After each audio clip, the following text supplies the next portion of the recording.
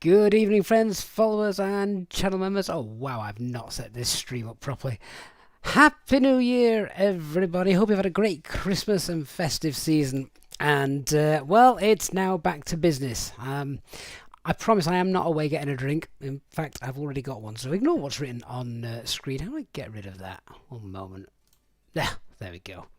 So yeah, the Airbus A300. I've been dying to fly this since it got released. Obviously, it got released, was it a couple of days maybe before Christmas? I can't remember. But either way, it was one that came out and couldn't wait to get stuck into this aircraft, because we've flown the A310 before, and all reports and things were that the A300 was just so much better.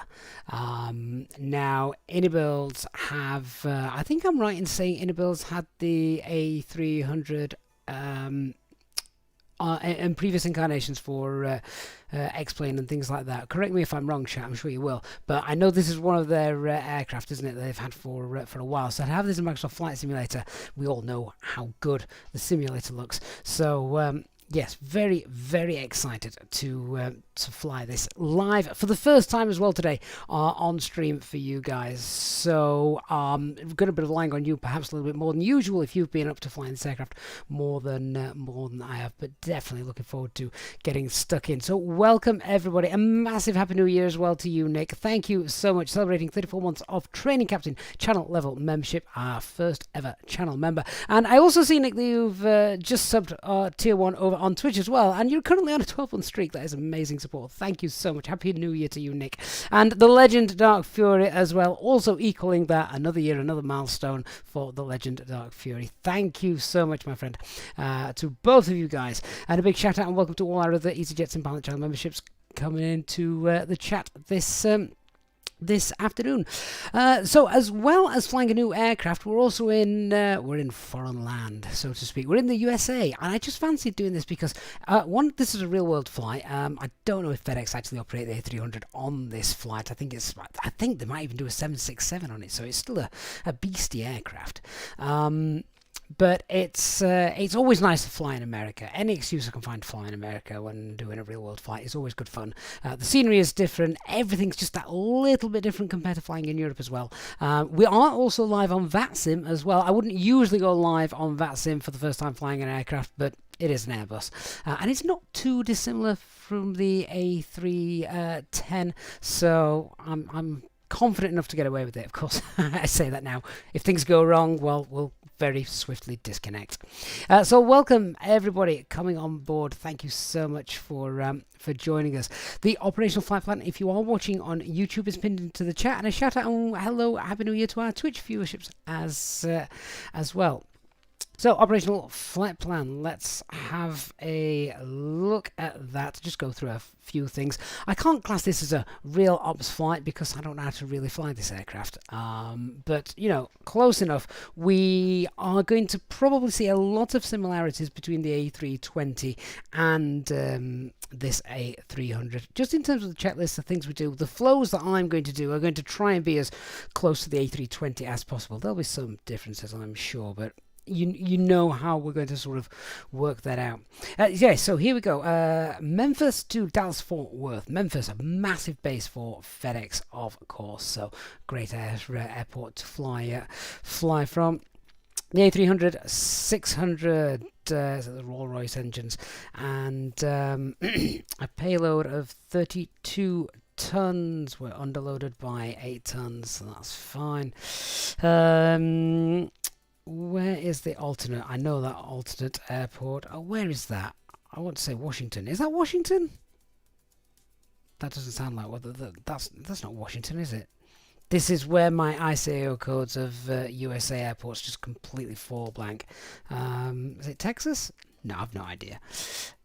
Someone will let me know. Someone in the chat, let me know where my alternate is tonight. I can see it. It's to the south of where we're going. No idea where it is. But there we are.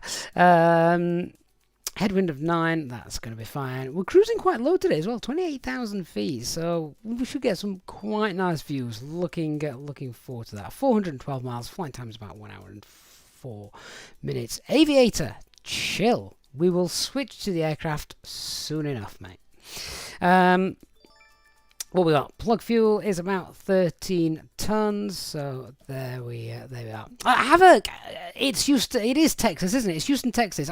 My mind wouldn't link up between Houston and Texas just then. But yes, thank you, Havoc. And Nick celebrating, kicking off the new year with 10 EasyJet SimPilot channel memberships. That is amazing support, Nick. Again, thank you so much, mate. I really do appreciate that. I hope you've had a good Christmas as well. I bet you had a busy Christmas, knowing the field you work in. So hopefully a bit of downtime for you now. Yeah, so planned block fuel is about 13 tons. That's fine. Trip fuel, what's that? It's less than 6. CNR is 5.7. So yeah, that's all. Okay, all right. For those of you who haven't yet got a SimBrief profile for this aircraft, they are available on our Discord server in the pilot's briefing room. So obviously I'm still using the EasyJet layout for my OFP just because, well, I'm familiar with that, and I know what all the information is, and I'm flying in a foreign land in a foreign aircraft, so let's be kind. Let's have a look at the weather. Yeah, that's fine. That's all Cat 1 stuff with a very light winds in Dallas Fort Worth, so that is brilliant. Just what I need. Let's have a look at the weather. Yeah, that all looks fine as well. To be fair, there's really little to worry about, isn't there? Which is just what we want. I'm not going to pay too much attention to NOTAMs or anything today, so forgive me for that. Yeah, just checking that that's all fine. So there's no ATC online at the moment, but I will show you something in a minute, which I think is really cool. Only works in the USA at the moment. It'd be great to see. Oh my God, look at the amount of NOTAMs for this airport. I mean, the airports in America are just on another level, aren't they? I mean, pilots have to arrive 2 hours just before they need this briefing 2 hours before, just so they can get their head around all the NOTAMs and things. 32 pages this OFP is. I'm not used to it being that long. Yeah, I'm not reading all that. No chance. This is what I wanted. Right, there we go. That's our flight routing. There's our alternates. There it is. And yeah, as you can see on there, the weather is perfect. Yeah, wonderful. So we're going to take any extra fuel? I don't think so. Good weather. I don't see us needing all that extra fuel anyway. So I think 13 tons is fine.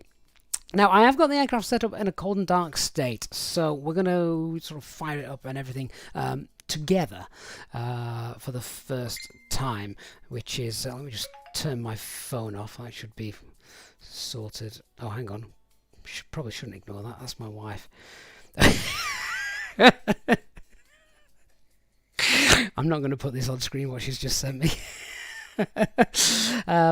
Nothing that is X-rated or anything like that, but she's just found a Monopoly Love Actually. I've got a secret confession. I love Love Actually. I think it's a brilliant film. David Arnold's music for it as well is fantastic. I'm just going to have to mute her though, because I can't have any more distractions today. Right, let me get rid of that. Right, should we go find our aircraft and, like I say, set it all up and get going? Just before I do, then let me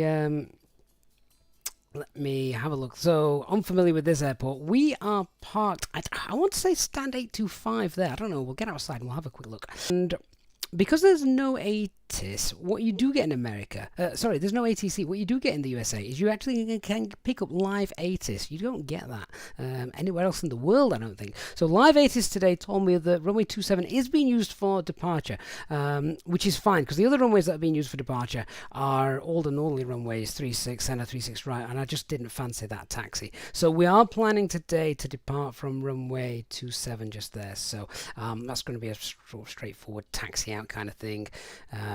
down here, and along there. Yeah, and then the departure itself, transition altitude, of course, 18,000 feet here in the USA, MSA 2,500 feet, and what we're going to do is we'll obviously depart straight out at heading 273, and then if we have a quick look up here for runway 27, we just continue on runway heading 273 and expect vectors to Pepoc. So basically we'll just go direct Pepoc, and then we are on our way. That's the plan. So let's go and have a look at this amazing aircraft, and honestly the detail of it is just absolutely stunning. So yeah, there we go. Have it, get the auto-assigned squawk code. Yeah, this is what I wanted to show you. So obviously I don't fly in America too much, but let me just see, where's it gone? Oh, here we go. Look, this is what we get when flying in the USA. Doesn't appear to be any control giving clearance delivery for your services, but please squawk 7632. So just getting that is great, because it's better than just, you know, going around with squawking 2,000 or 7,000 wherever you are in the world. So I think that is really nice. That'd be great to see that implemented to the rest of the world. Anyway, let me get rid of that. What am I doing? Okay, let's have a look at this amazing airport. Flight Sim, how did I get the airport chart to look like that? Oh, basically, I'm just zoomed in. It's Navigraph, but I've just literally zoomed all the way in, and Navigraph have now added this feature, which I actually find this a lot easier sometimes than following the actual charts. So yeah, hopefully that helps. Yeah, let's just have a look at this awesome aircraft as it is. We're in Memphis, as I say. I just picked up, there is a sort of free Memphis add-on from FlightSim.to just to make this airport look a little bit more realistic. As I say, I don't have too much USA scenery in, just because I don't fly in there too much, but I think this looks stunning. A nice dirty cargo livery. We'll get GSX in there as well in a moment. Yeah, there it is. FedEx.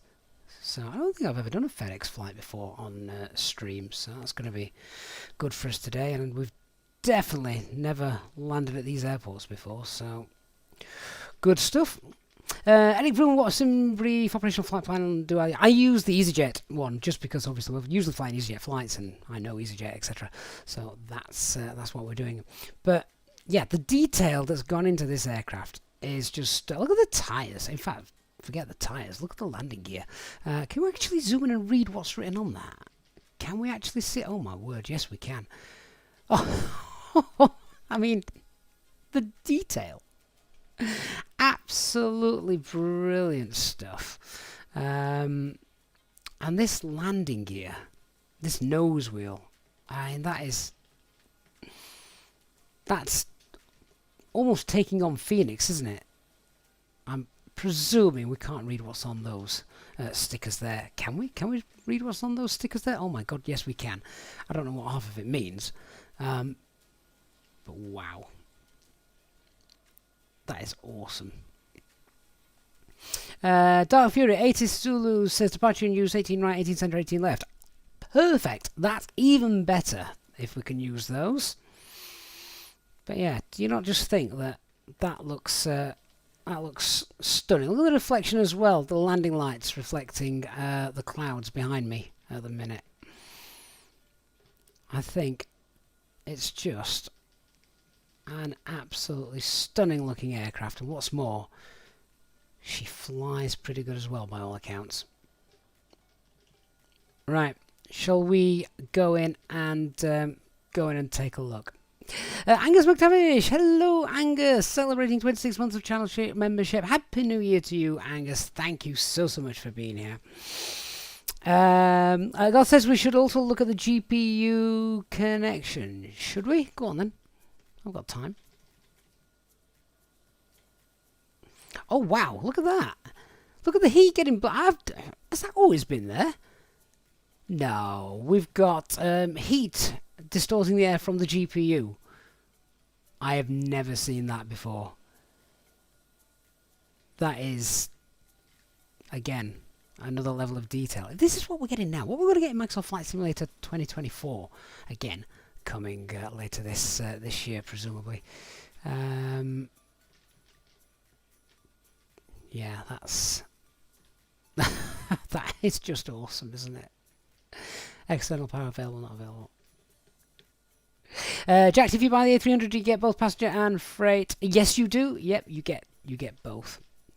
Right, I want to get on board and start setting up because, as I say, it's not going to be the quickest setup just because we're not too familiar with the aircraft. But let's go through the EFB first of all. Now, I really like this because it's angled perfectly, particularly for those of you who are playing in VR. And it's just big. It's perfect. Now, I think I've already done my throttle calibration, so I don't need to redo that. Famous last words. Should we probably just check that?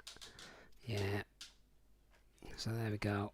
Yeah, that all appears to be fine.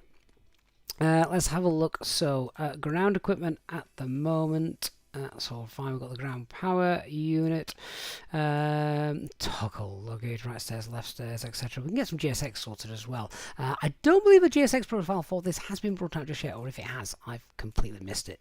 But we'll get that sorted at at some point. Okay, so my flight should be able to import from SimBrief, if that's going to work. Yes, there it is, look. Wonderful. We are going to be late departing. I'm pretty certain of that. So yeah, that's all done. Weight and balance. Now, I really like this. Obviously, you can pick any of these you want, edit with a custom cargo, or you can get the SimBrief cargo, which is perfect. Axcrew says, armor slide and open it, please. Can we do that once we've landed? Remind me at the other end. We'll do it once we've landed. God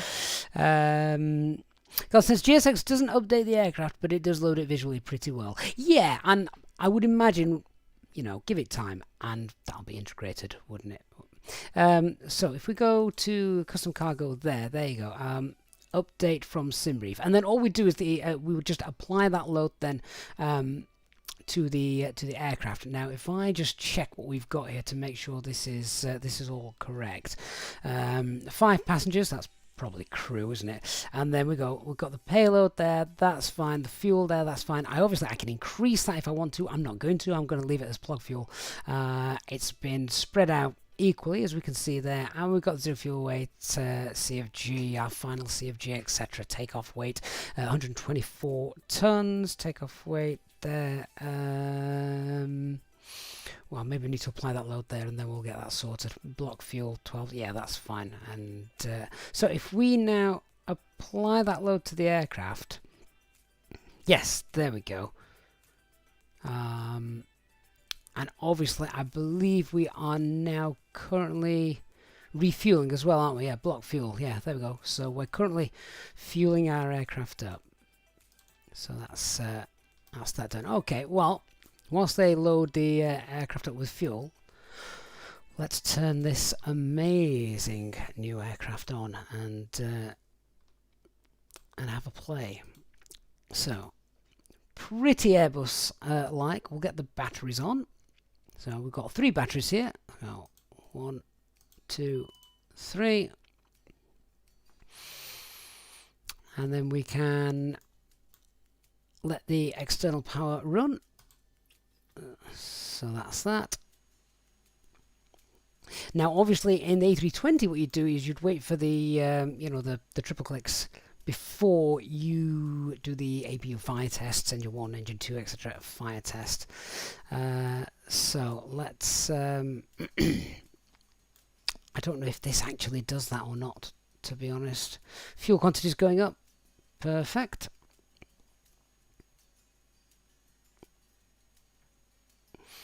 So what we can do as well, the only thing I found about this is trying to sort of get into a position to be able to see what we need to see here. It's not the easiest with the overhead. I suppose I could use one of the preset views, couldn't I? But let's just carry on. So then we would align the adheres. So 1, 2, 3, I'll do the APU fire test then, if I can get my camera into a position to do this. So you've got the squib test just there, and then you've got the other fire test there. So you've got loop A, and you should have loop B as well. There it is. Okay, good, good. And I love the fact that these are locked as well. These little locking mechanisms. So there, I love that. You know, little safety feature. So that's all well and good. APU has done. Right, let's just work our way through then. Now, as I say, I don't know official A300 sort of flows and things, but we can pretty much do. Airbus are very logical, aren't they? So let's just work our way up and down.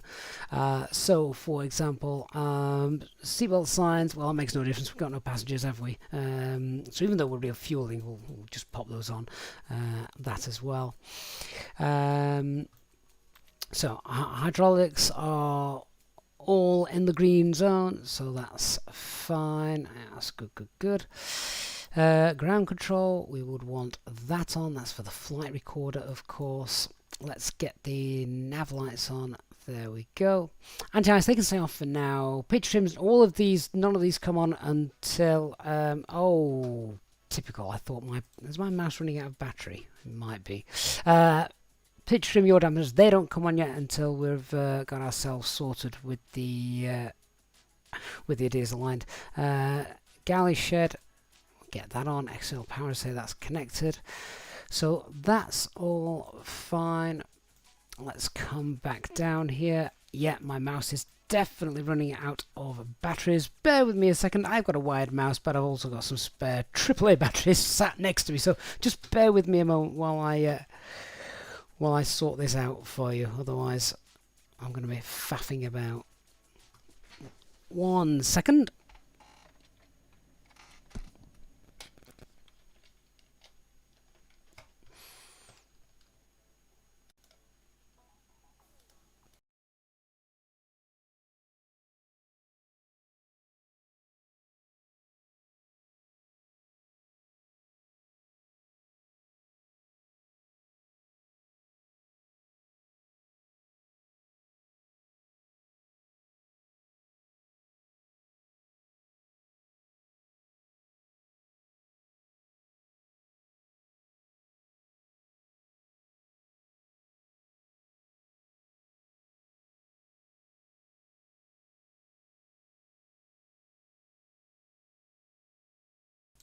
There we go. I learnt the hard way a couple of years back what happens if you don't have spare batteries lying around. So there we are.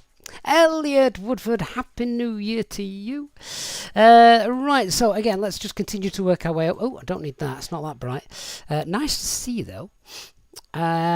So all the pumps will leave those. Well, I mean, you can actually have those off in the on in the A320 whilst refueling. Airline stops dictate whether they can be left on or off or not. I have no idea what the official thing to do in the A300 is, but let's pop them on, shall we? So that's done. Yeah, they're all fine.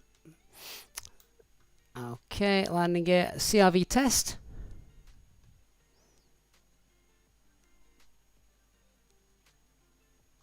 I was wondering to see if we got a beep there. We don't. Nice to see the little dial moves there. See that in the centre. That's quite neat.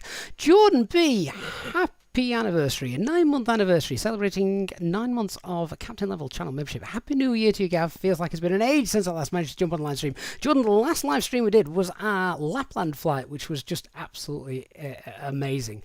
Do you know what I am going to do? Just whilst we are doing this, I am going to request boarding because, well, why not? I'll let JSX do it. Well, none of those are FedEx, are they? So let's just go with any. There we are. That's done. Okay, so that's fine. Something's just dinged. What was that? Aft cargo not closed. No, that's all right. I think GSX is just is opening these up. Actually, I'm not opening these. GSX is doing it, which is great. To say that we haven't officially got a GSX profile, so that's fine. So the window heater and all of that probe heats, they can come on by default. Of course, they're usually on,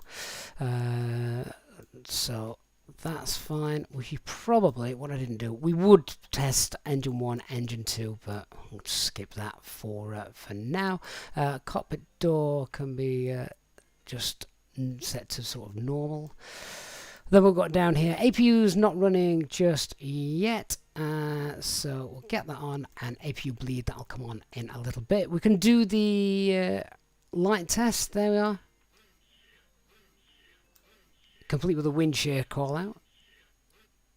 There we go. Do you want to board crew? No, because we're already on. Alright, so let's start getting that APU fired up then as GSX starts to come and hopefully board some stuff. Look, it's added the stairs and everything. I've not added these on through the tablet, so GSX is doing all of that. Let's pull the standby and get that sorted. Yeah, that bobs around quite nicely, like we've seen in the Phoenix aircraft. There we go, that's done. Right, let's just set back into the default view. There we are. Jordan B, thank you so much. Gifting 1 EasyJet Simpilot channel membership. I really appreciate that, Jordan. So again, happy New Year to you as well. Sad that you missed the Lapland stream because it was unbelievable. It was an awesome, very, very busy day. Golf says GSS won't open the main upper cargo door. Right, so do we need that open? We might need that open. I'm not sure. Let's go to the ground equipment. And well, if we open that one, do you know what? Should we just open all of them? There we go. Everything's open now, so GSX can do what it wants, can't it? There we are. So that's fine, and we can see down there on the lower ECAM that is indeed the case. I'm just also going to get rid of the flight yoke as well, which I think if we click down here. There we are. I'm used to a side stick. The flight yoke scares me. Makes me think I'm flying a Boeing, and I don't want that. Right, so I think everything there on the overhead, etc., that's all done. We'll get the APU started in a little while. That doesn't take too long to go. And now we are going to start setting up the box, which is still more Airbus than Boeing, which is great. So if I now go to the menu, so that's the FMS. So just check. Air cycle is fine. CFM engines, that is fine. Back to the menu page, go to ACARS, request sim brief. Hopefully this should pull everything through. Yes, wonderful. Aviator Chill, mate, thank you so much for your $4.99 US super chat, saying enjoying your streams and hope to see you at the FS Expo 20 this year. Well, you see, the problem with the FS Expo is that it's in America. I'm in the UK. Now, I managed to get a pass out to the USA last year from my very, very patient wife. I'm not sure she'd let me do it for a second time. But never say never. Right, so that's done. Now we're going to hit the Align IRS, and that will then start setting all this stuff up. Now I've got this set to realistic, so that's why it might take just a little while to do, and that's fine. So let's continue with setting this box up. So what I need is I just find the default view is a bit. That's the default view, and okay, it could maybe be just a little bit better, but we'll work on it. I might have to set it up myself. But there, if I display it like that, you can see the operational flight plan, you can see the box, and I think we're good to work with that then. Golf, mate, thank you so much for the tier 1 sub. Really appreciate that, and good to see you. Hope you're having a good new year as well. Nick, don't think we'd let you go to the USA again after last time. Yeah, it wasn't the smoothest of journeys, but it did involve spending 15 hours sat in an airport. Which for anyone else is probably their idea of hell. For me, it was just great. Right, cost index then of 15. Oh, hang on, let me just clear the scratch pad. There we are. Cost index of 15. We don't have an alternate route.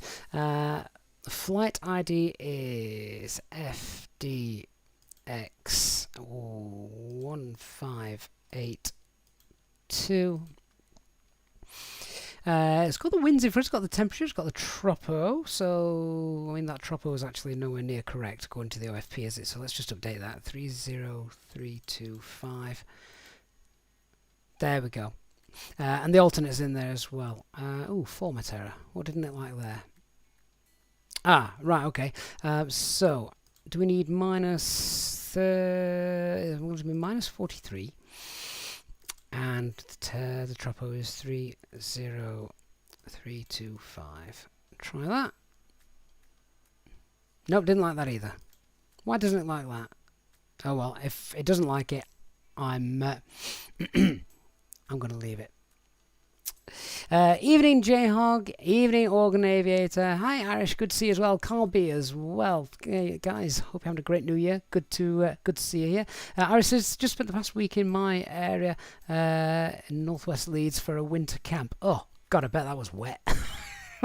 And windy. It's not been the best weather, has it? Right, so that's the Init A page sorted. Let's have a look at the flight plans. So we're going to depart now. Did you just say the latest status was that we've changed runways dark? Right, is there a way to get, in fact, is there a way to get that information in Navigraph? Yes, there is. Okay, because we're in America, it actually shows it. So, latest information is departing 18 left, 18 center, 18 right. Okay, right. Well, in that case, then let's go. Which is closest for us? It would make sense that we're going to just go down here and depart 18 right. Brilliant. Okay, so standard instrument departure 18. Right, where are you? There you are. And that still has us on the children fight. What the heck does this mean? I mean, American waypoints are so difficult to pronounce. And what is our transition? It is ANSWA. Okay, and insert. Alright, there we go. And then at the other end,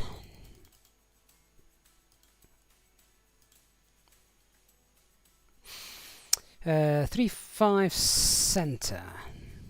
God, there's so many runways here. ILS 35 center. Brugge 4. What transition are we on? We're on the FOO transition. There it is. And insert. Okay. I think that's the lot. 412 miles. I don't know if it takes a moment just for all of this to populate. I was looking for it telling me how many miles we've got left to run, but it doesn't seem to want to show me that just yet now. Never mind. Alright, well, that's the flight plans page sorted.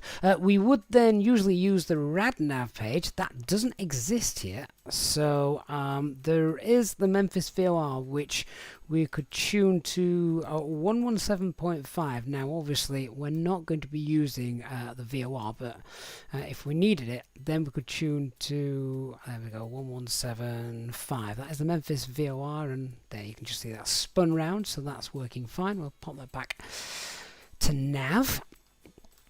Alright, onto our Init B page then. So this is the next page we're going to use. So block fuel is 12.9. At least that's what I think they're loading for us. Is it? Is that on weights and balance, isn't it? Plug fuel is 12.9. GPS primary has just kicked in. Clear that. Alternate fuel is 3.5 tons. Zero fuel weight CFG, which is this figure here, 29.1.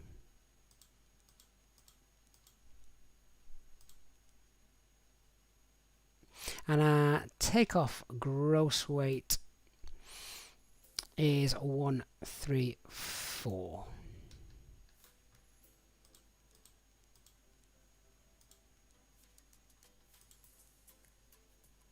Oh, 0.0. Doesn't like it not having the decimal in there.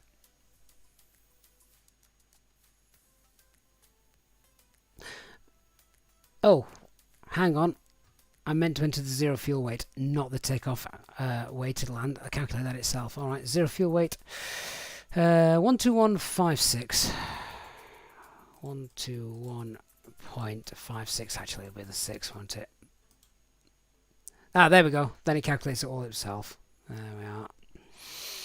Obviously, what they did do, Airbus, then, as they were migrating up the line from the A300, 310 to 320, is they changed the colour of the fields. So anything that was green was fixed, and you couldn't edit it. Anything that's blue is then obviously what you do edit.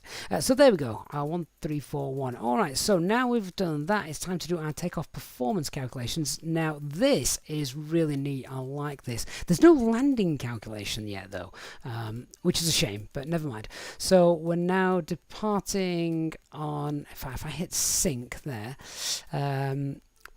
Where did I say we're going off now? Runway 18 right, isn't it? Yes, 18 right.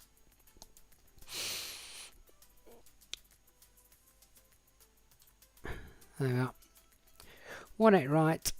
Hopefully that's now got all the right data in. Yes, it is. It is indeed dry. It's brought in all the weather in. That's fine. It's brought the weight in as well. Is that the right weight? 134.1 was close. Let's be conservative and go with what was actually there. So 134.1. Flaps 1515, yeah. Packs will be on. Anti-ice will be off. Force toga off. And calculate. Yeah, so I like that little this little graphic here. I think that looks really neat. So flex 63 then 59 163. So we've got our takeoff button. So what was it? I've forgotten already. 159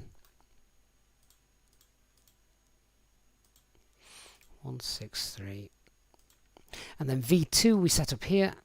Oh, hang on, we can't turn that on just yet. Right now everything's aligned, so we get that on, that on, that on, that on, that on, and that on. Whilst I'm up here, I might as well start the APU. So let's flick that. Just give that a few seconds for the flap to open up, etc.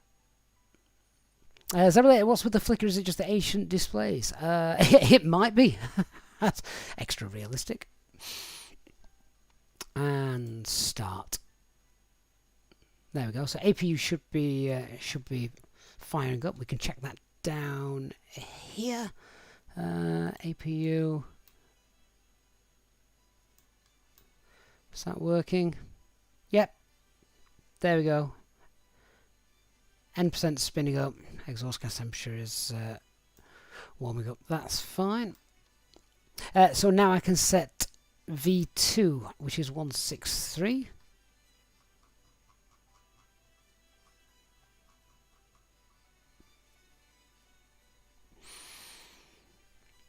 Okay, so that's all done. No need to do the takeoff shift. Thrust reduction, acceleration altitude is about 1800 feet. So that's fine. Again, that's done automatically here because we don't have sort of like the climb gate, the flex gate, all that stuff. Is VR also 159? Oh, so it is 159. Thank you. There we are. Good. So 155, S is 198, and clean speed is 218. Right, I'm just going to come off VATSIM communications just for the time being whilst we're down there. There we are. So that's fine. That's all well and good. Now APU I think is up running. That looks like it's available. Yes, it is. So let's get the bleed air on, which is here. There we are on the green lines. This is something which is really neat, and we had it in the A310. Don't have it now in the modern Airbus, but the green lines kind of just I don't know, they show you the path where everything's going, and I quite like that. Oh, for me, thank you so much for your €4 super chat. American 2251, Westland Charlie 20, push start fishing off. Why am I also hearing VHF COM2? I don't want that.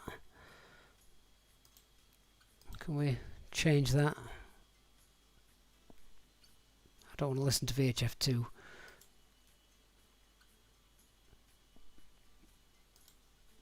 Can I turn that down?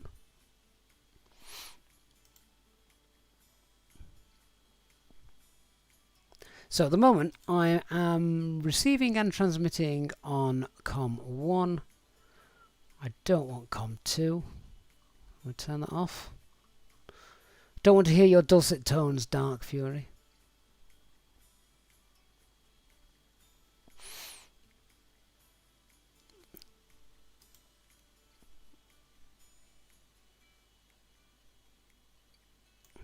Is this controlling VHF2? Ah, right, okay, so VHF1 is here, VHF2 is over here. Right, well, that's fine then. So, what is this thing here then? Don't know what that is. So, get rid of that. That one then should actually be monitoring 121.5, shouldn't it?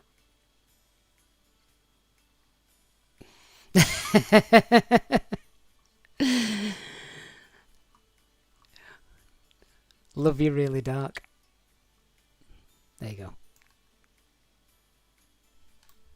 Hey, Elliot, isn't it just the standby and active fields? Well, I thought so, but then the transfer doesn't actually... Oh, hang on. I'm wondering if it's... Yeah, we've got a little LED light above there, haven't we? So how do we get that to...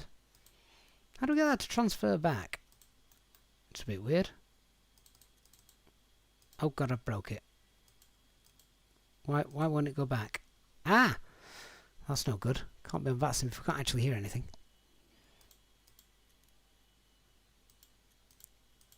Yeah. Is it just the click spot that's not right? Hang on.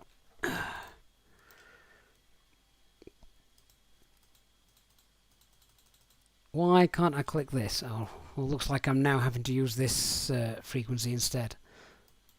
I should be able to flick between the two. I don't know if that's just a little bug that's not working. Oh, don't play with the parking brake. Let's leave that on, shall we? Is parking brake on?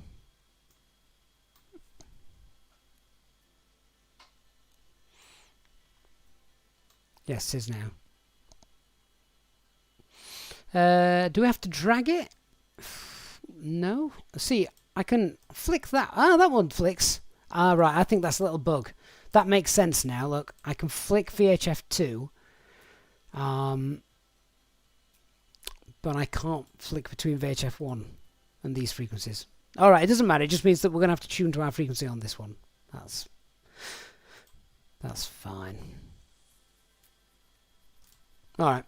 Well, that's something maybe to let any builders know about if they don't know already. Right, where were we? Oh, that's also interesting. Right mouse button appears to be playing havoc with my parking brake.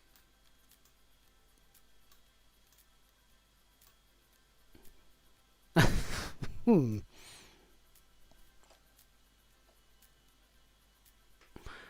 sure what that's all about.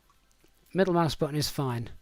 Oh, that's frustrating. Okay, well, these little bugs will all get worked out at some point.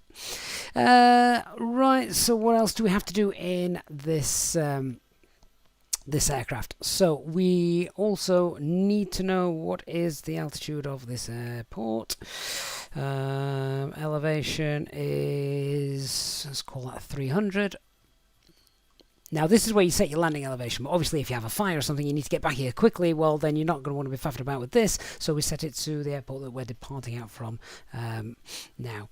The only other thing to do then is, if we were going full hog with the stuff we were doing, we'd have a look at the secondary flight plan.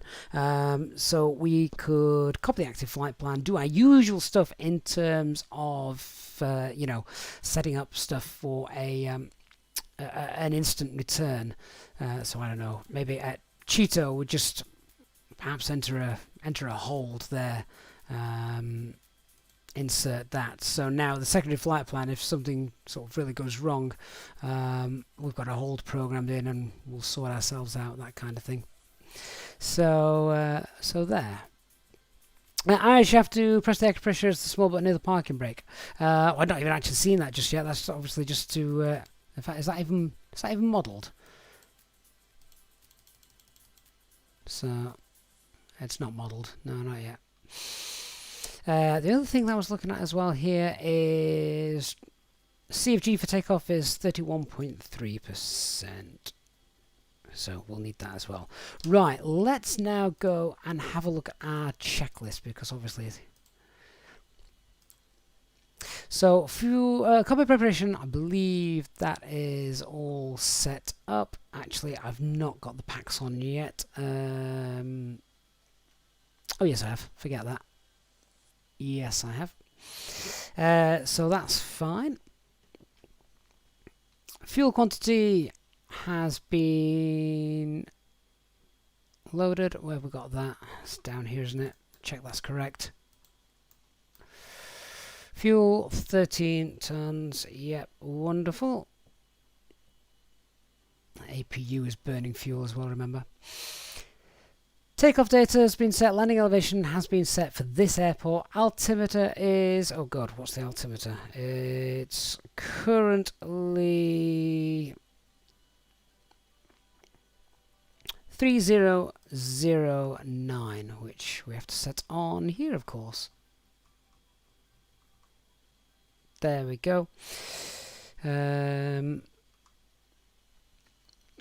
Brake anti-skid is set to on and normal. Where are you? I've seen you. Yes, there you are. Yeah, that's fine.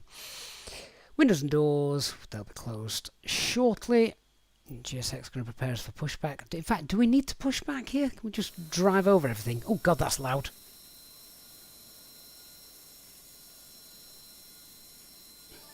Oh yeah, we do need a pushback. That's fine. So GSX will prepare pushback shortly. Windows doors closed and armed. So that's the checklist to the line. Right. So let's get GSX ready to give us a push. Prepare for pushback and departure. Now, whilst I'm doing that, quickly go through the departure now, which is 18 right. Climb 180, intercept course 202 Cheeto, then en route. So yeah, climb Cheeto en route, and initial climb's 5,000 feet. So set that. Hello, Captain. We're ready for pushback. Okay, well we're not going anywhere until all the doors are closed. So let's sort that out. Right, close all doors. And we can arm all doors as well, presumably once they're closed and no longer in transit. Departure check completed. Bypass pin inserted. That was quick.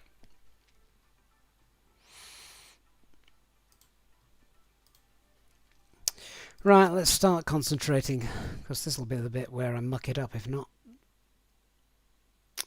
Right, our compression's gone down now, so presumably, is that when we can...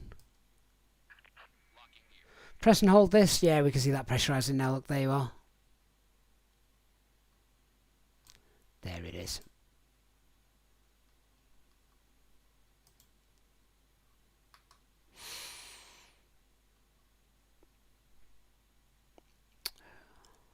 All right, good.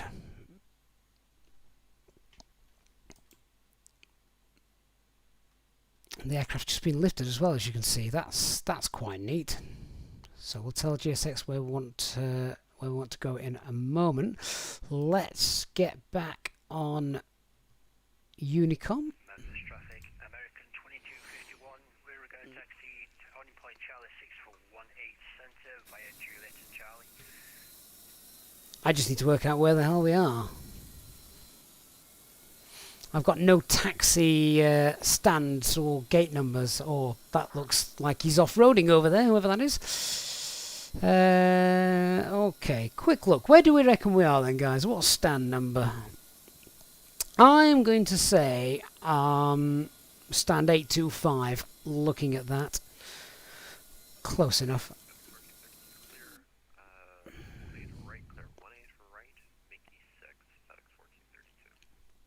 And then I think we can taxi... Yeah, I reckon we can taxi down. I think we'll push back to the right and taxi down there. So, Memphis traffic's FedEx 1582, stand 825, pushing back facing east on 800. Assuming that GSX does what I ask it to. Memphis traffic, FedEx 1526 heavy, taxiing to Wellington runway 27 via Sierra and Victor. So I've got a beacon light is on. We need to set our transponder. 7632 as well for this.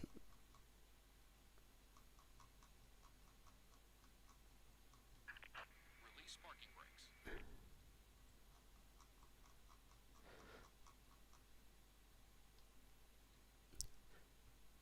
There we go. Release parking brakes. Transponder's on. Beacon light is on. And let me just check. So parking brakes, takeoff data, windows done, EFB is fine, doors closed and armed. Yep, all doors are armed. And parking brakes released. Whoa, 1 minute. We're not going anywhere just yet. Disconnect. External power. Get rid of that. Oh, you've started pushing us back already. Oh well. Fair play, GSX. Someone may have just been electrocuted down there.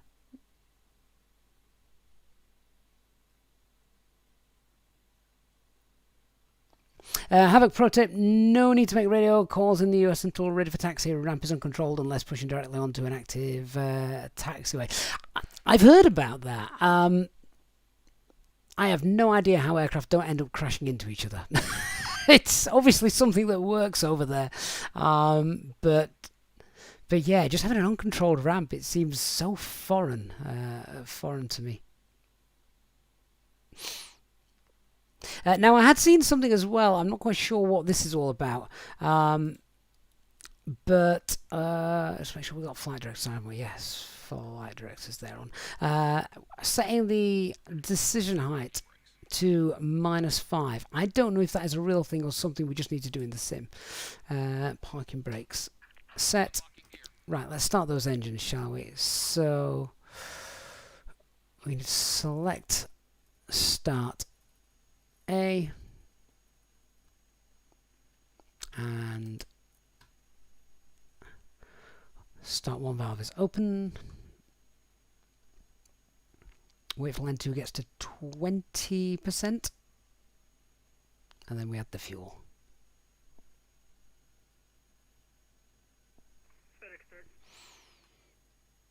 There it is. Traffic, FedEx 1312 heavy, glide slope established for runway 36 left. Tow truck disconnected. Bypass pin removed. They probably also start number 2 first in real life as well.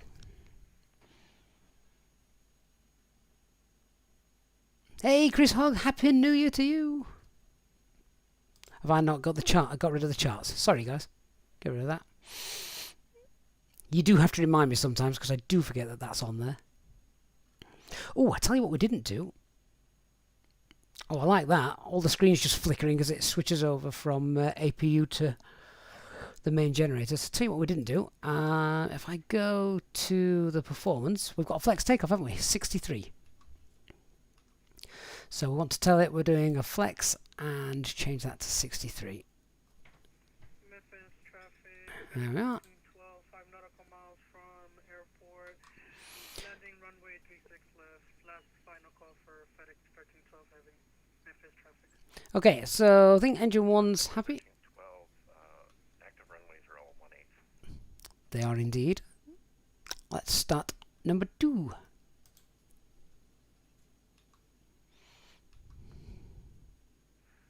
Memphis traffic, FedEx 1526 Heavy, lining up runway 27, Memphis. Again, just waiting for that to get to 20%. There it is. And throw the fuel in.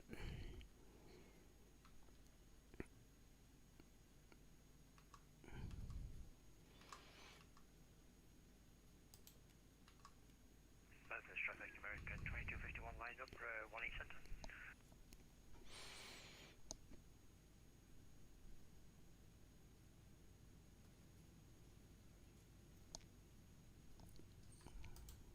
I don't know what aircraft this is over here. Or rather, I'm presuming that this is VATSIM. Not if you see the... is that MD-11? Or DC-10? I can never tell.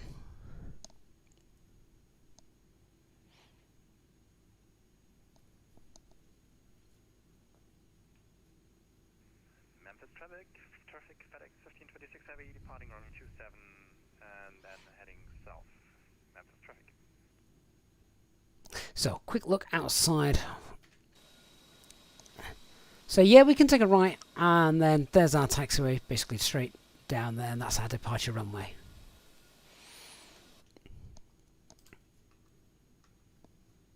Okay, so ignition can come off, APU can come off. Traffic, American 2251, departing 18 center, Childer 5, on swap transition. Alright, so let's do the after start flows as we would do in the A320. So APU is off, anti-ice is not required. APU bleed, that can come off as well.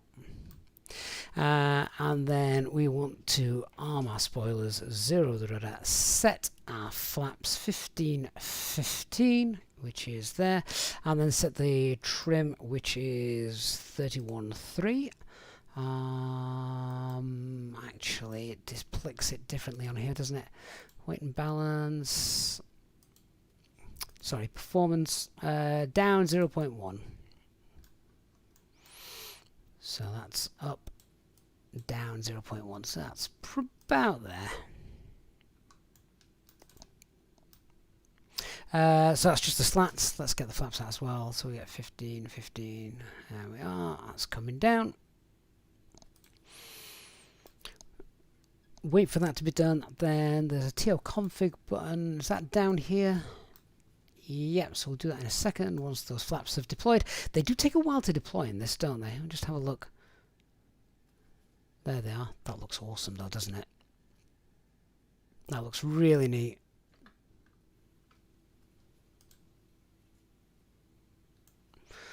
Okay, is that 15-15? 15-15, yep. Okay, TL config.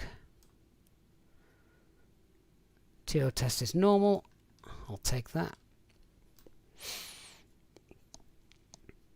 Memphis traffic, FedEx 1582, taxiing now via November, and we'll cross runway 27 and we'll be holding short runway 18 right at Mike for departure. Right, so our taxi lights on. Get rid of that. Memphis traffic, FedEx 693, taxiing to 18 right. Victor, Yankee, crossing runway 27 at Yankee. I've got the weather radar. Bravo, and holding short at Charlie 7 per 17. FedEx 693. So weather radar's on. Not that I think that should be a problem for us today.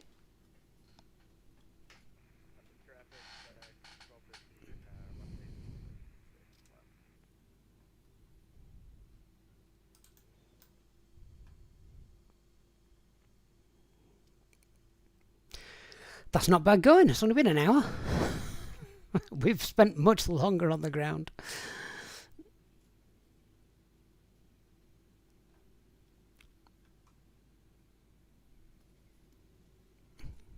We'll have to ignore the random tree, I'm afraid. I'm not sure what that's all about.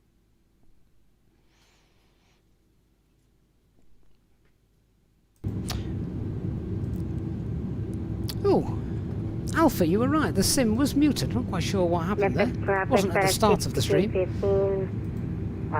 Pushing back, and we're going to be facing south. Hey, Mona. Happy New Year to you. Celebrating 8 months channel membership. Thank you so much. Must be some different scenery in here there, unless that's a random static aircraft. Not sure about that.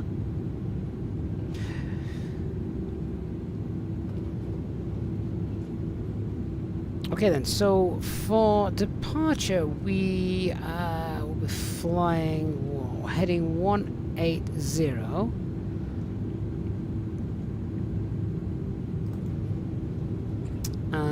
So we need to pop in on here. We want climb, and we'll go with the heading, select and nav in blue.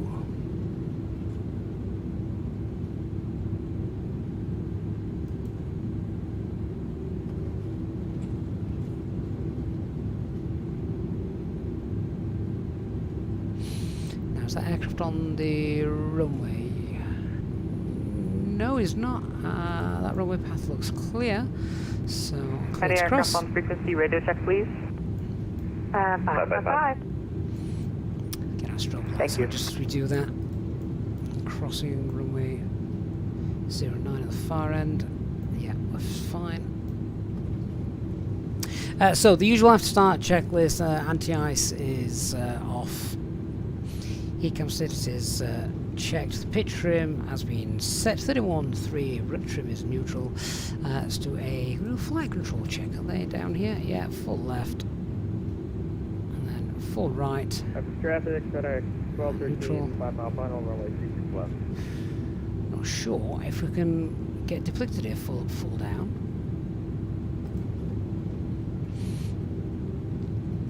And then we did the rudder check as well. That seems to be working fine.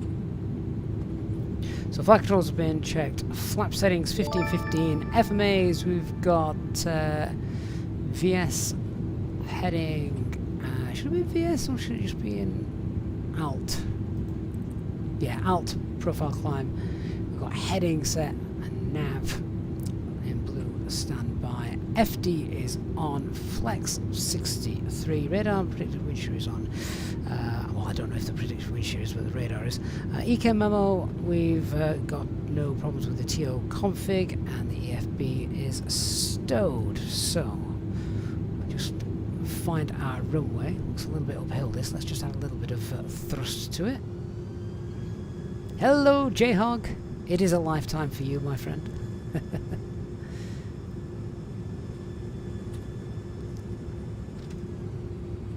Ronald Jeffers, Happy New Year from Chicago. How are you doing? Hope you're doing well.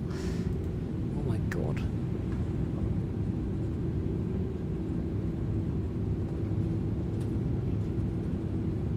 Clearly you can tell this is not a handcrafted airport. Never mind.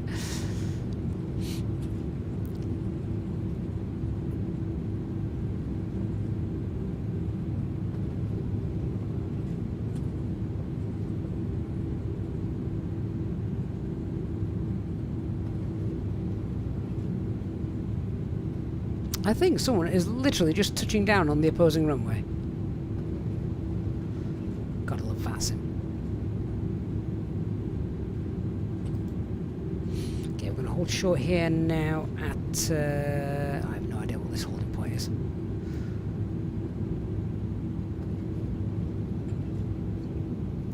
So yeah, I'm pretty certain someone's just landed on this runway. Memphis traffic, FedEx 1582 is holding at Mike 9 for runway 18 right departure, waiting vacating aircraft.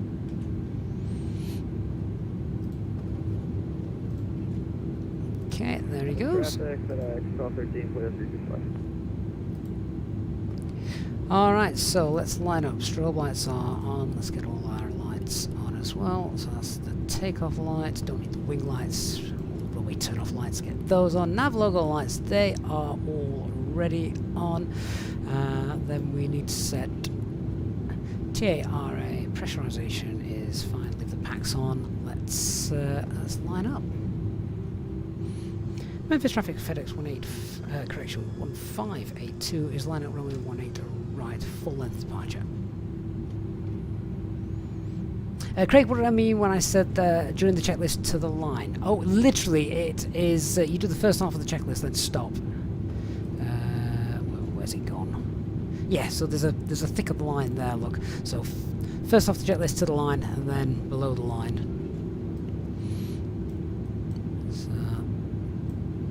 So yeah, done that. Departure briefing, don't need that. Transponder is set, TCAS TRA, auto brake, should be set to max as well, you're right. Shouldn't just be set to medium, that's for landing, isn't it? Let's get this lined up. Yeah, departure briefing's pretty much straightforward. Out on runway heading, MSA is 2,500 feet. Initial climb 5,000.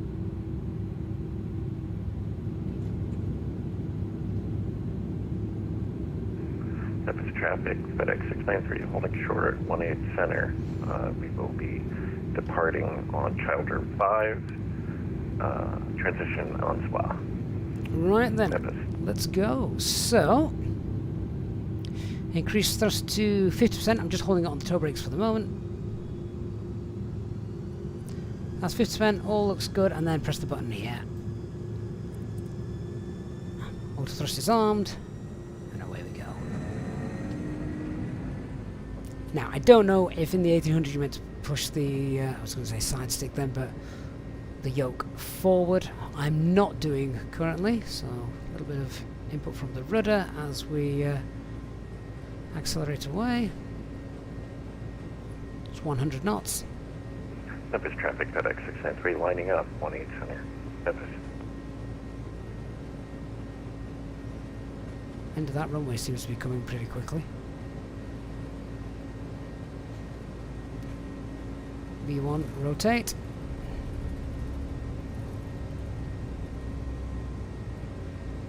Beautiful. Oh.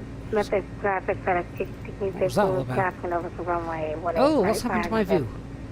Memphis traffic. I didn't like that. What was that all about? Let's get that nose up, otherwise we're going to overspeed. Memphis traffic, FedEx 693, taking off from runway 18 center. Okay, positive climb, gear up. Flaps 1, nicely above S speed, we're not very heavy today. Can't just let go of the controls either, just because it's, well, it's not fly-by-wire, is it? Above S speed, so flaps 0, spoilers disarmed. Okay, let's get autopilot 1 engaged, there it is. Profile for the thrust, profile climb and nav.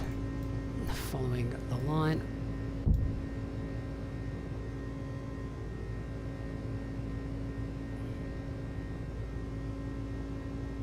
And obviously we've got no air traffic control. Center, So FedEx 126, departing 18 right.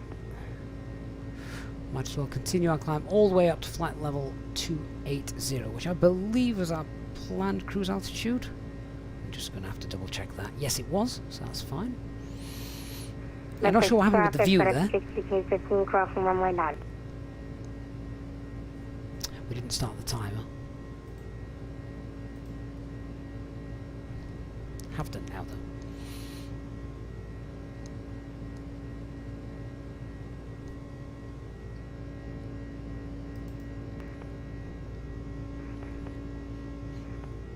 Love the fog as well down there.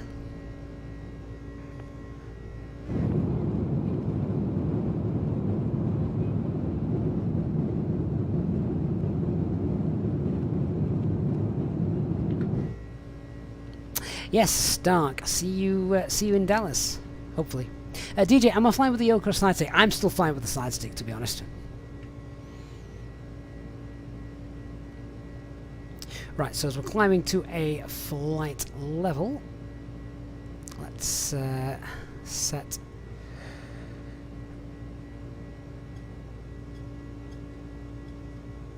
the usual standard pressure. Memphis 8,000 traffic, feet. FedEx So, 1536, taxiing to spoilers, 18 right via flaps. Victor November Mike. Get the lights off now.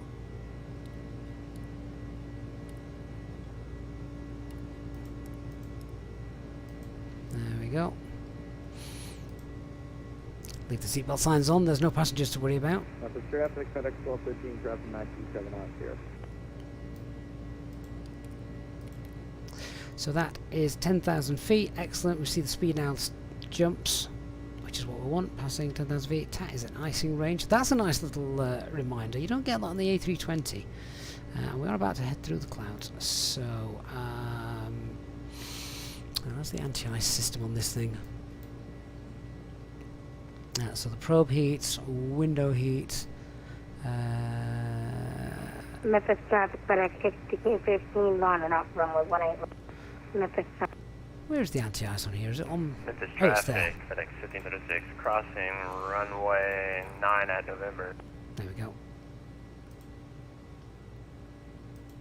I think this default view, this is the default view that you're looking at right now.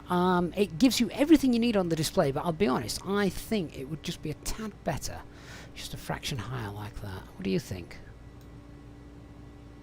Memphis traffic, FedEx 1536, clear runway 9. I think that's right. Mind you, having said that, I can't see the FMA now. That's a bit better.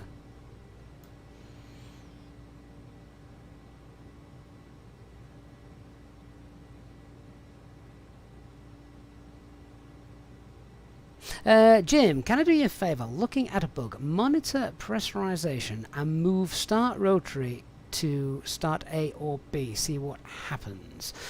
Jim, I wouldn't even know where that is in this aircraft. It's... I'm still trying to find out where the normal things are, let alone the advanced stuff. See, this is why I like flying in America. Things just look completely different, and I like that.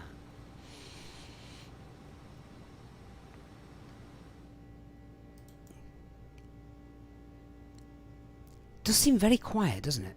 It's very quiet, the engine sounds. I don't know if they're going to look at making those louder or what have you, but... Well, that's a nice view. I like that. That's a really nice view.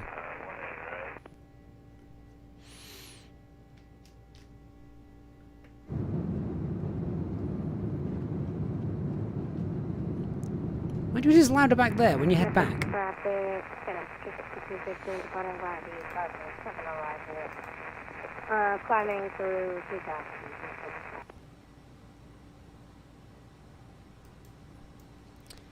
Just to clear the ECAM, I'm going to take the seatbelt signs off. There we are. I've not used this yet with self-loading cargo, obviously. I'm not going to use self-loading cargo on a freight flight, am I?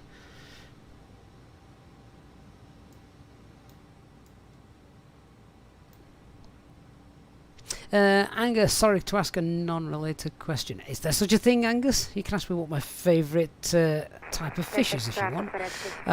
Does self-loading cargo voice recognition work out of the box for me? It did, Angus. Yes.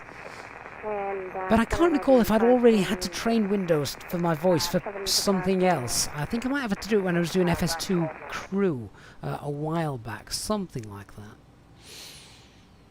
Aaron, Airbus haven't had a good start to 2024. Why? Why is that? Obviously, on reflection for the poor Japan Airlines A350, but that's not really Airbus related, I'm afraid, that one. Right, other things to do. I think we can ignore that. Get rid of that. Get rid of that. We can also have a look at the secondary flight plan now. Copy the active flight plan. So they're the same. And that's fine.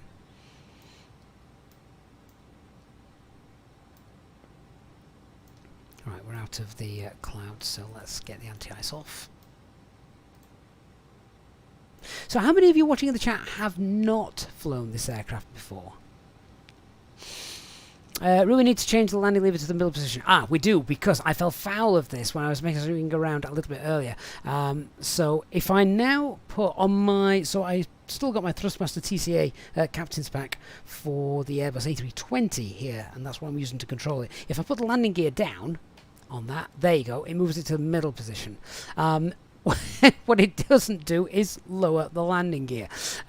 So I was landing earlier when I was just testing stuff on this aircraft. Put the landing gear down, about to land, and well, nothing happened, and I was a bit a bit panicky.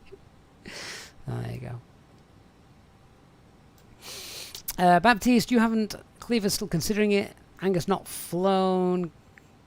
Goodio says, haven't flown it yet. I've been looking at YouTube though to get familiar. Now the next question I'm going to ask is, how many of you have flown it, and what do you think of it? What's your feedback on this? Netroslay says, haven't yet. Waiting to purchase it later to give it a try. Well, yeah, I think many of you may still be in that camp. I mean, the A300 and the A310, there's very little difference between them. And I don't know, some people didn't like the A310, did they? I didn't think they thought it was, you know, I don't know, modelled well enough or whatever. Obviously, that was also in-builds. But yeah, I really like this. Was the A310 free? You may have to remind me. Was that free? Can't recall. This obviously is not free. Is this is £35, I think it is.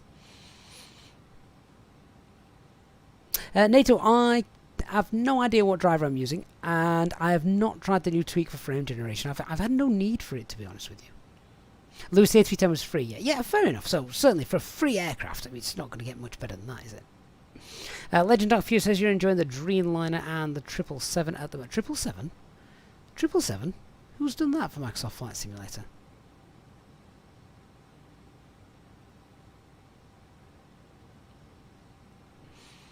But yeah, I do. I really like this aircraft, and I think it looks absolutely superb. Now, obviously, this is a livery I've just downloaded from flightsim.to for our flight tonight. Nick, I didn't want to say that, but that was the first name that came to my head. I thought, surely Dark's not got one of those. Did you not think that just looks beautiful? I love the fact that it's a dirty aircraft.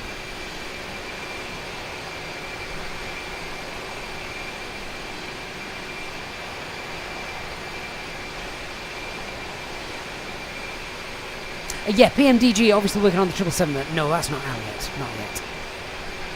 That will be on its way.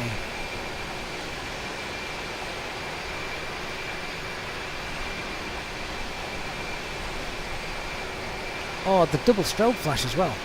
That's neat. Jim, you can also get liveries from the Innobuilds manager. Yes, I know. I don't know. I was on flightsim.to looking for some other stuff, so I just grabbed this as well.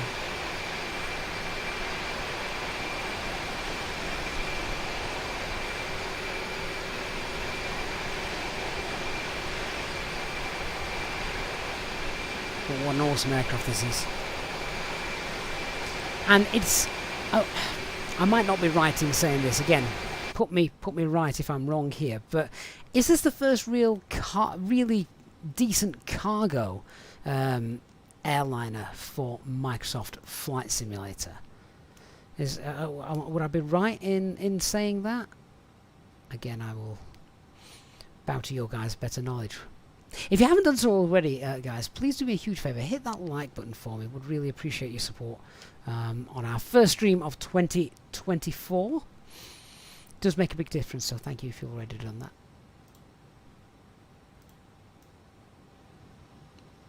It is very quiet though, isn't it? We can turn them up. We can turn the sounds up, I think. Is that in the settings? Nope. Or is it? Hang on. Is it in the settings, page 2? Oh yeah, okay. Oh.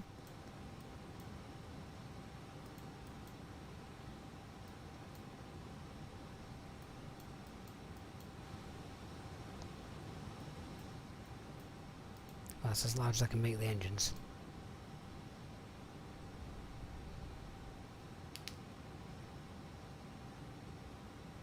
Baptiste, the 737 from PMDG, that had a cargo variant as well. Yes, you're right. This is the first long-haul one then, I think. I'll go as far as to say that. Ah, that looks beautiful. I think that looks absolutely stunning. Mr. Pete said there was an MD-11 at some point, wasn't there? Yes, there was. I never flew it. I don't think it got great reviews. Oh, Jim, yes, the Antonov 225, which I do have actually installed in the sim. I think we've only ever flown it once. Crashed it. I couldn't bring it in safely to land. What an aircraft that was. Lewis, the Headwind A330, well, that's just a cargo livery. It doesn't actually have a cargo setup. No, you're right, it doesn't. But again, that is another great aircraft.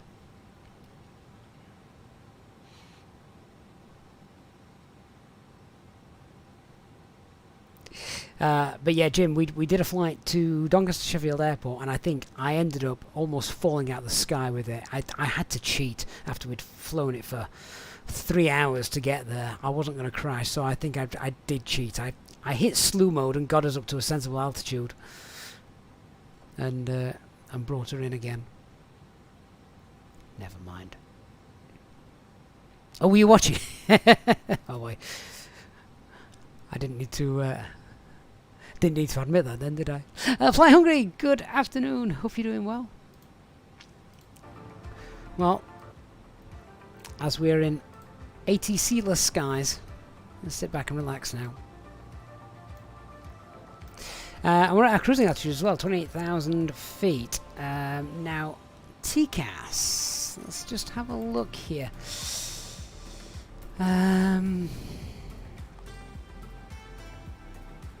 We've got TCAS RA. Set that to below now. There we are. We'd then cycle through the SD pages and make sure that was all working correctly. So let's fly down here. I can see why they moved this panel up here. It's a lot easier, isn't it?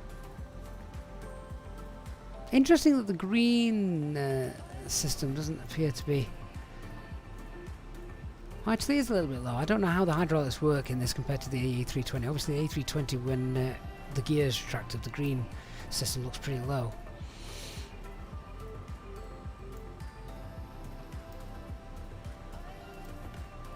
So that's DC. That's the batteries there, fine.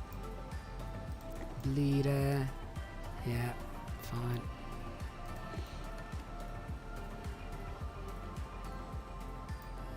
Temperature compartments. Pressurization should be fine. Pressure difference is 8. Again, that's fine. That should be the maximum. At least it is for the A320. Now, fuel. What we got there? We got 10 there. Does it tell us how much fuel we've actually used? I don't think it does it? Or if it does, I am missing it. Flight controls. Ah, that's where you need to go to the flight control page to actually see all of that when we're doing the flight control check on the ground. Never mind. Obviously, presumably door page is fine. What we got on the wheels? Look relatively cool, don't they? So that's fine. Alright, all FD pages are good. We could do a fuel check then. Where are we currently? We are 11 miles from Lit, wherever that is. So contingency fuel is about half a ton. Where's Lit? Little Rock. So we should have about 9.1 tons of fuel left on board. So if I go to the fuel page, what have we got?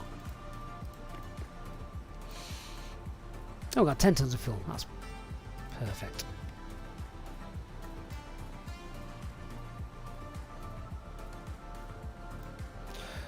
Right, well in that case that's all good.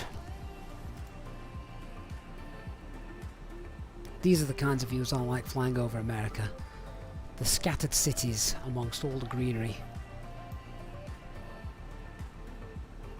Whereas flying over Europe and the UK, it's mainly just, particularly in the UK, it's just built up areas now.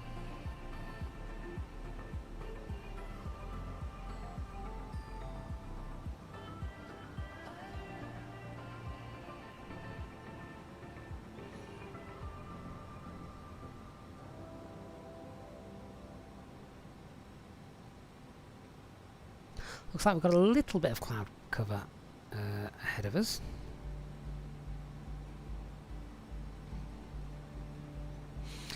So is there any way in the box to get any information with regards to requesting weathers or anything like that? Aircards page only has that aircraft status, GPS monitor, closest airports. Closest airports, that's fine. Progress page. Little Rock, auto-tuned. Descent forecast. Has it not got the winds in there? Okay, fair enough.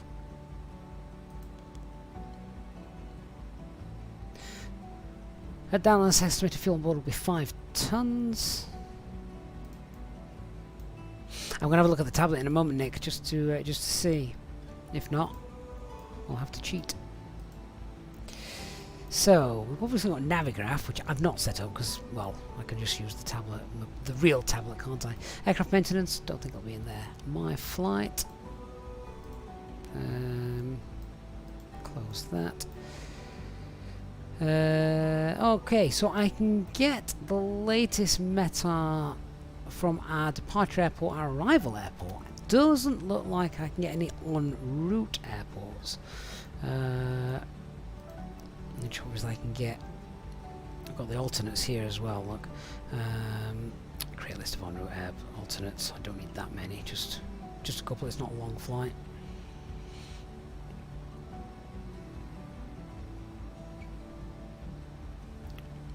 Wonder what the maximum, or rather the minimum runway is for this aircraft.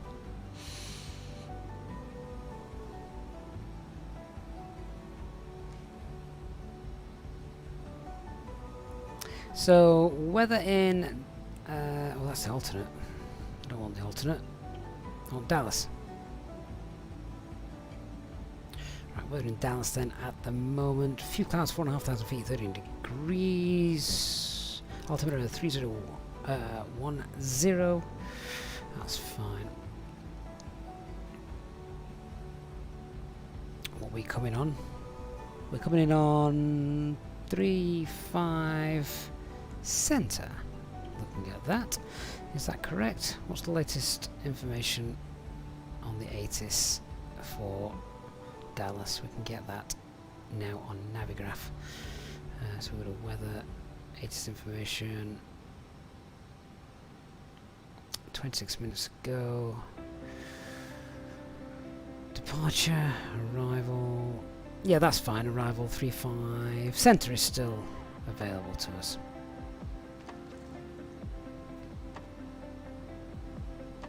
So that is with a little bit of tailwind then, looking at that wind direction.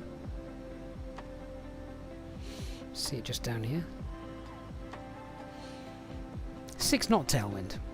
I believe that's going to be in limits.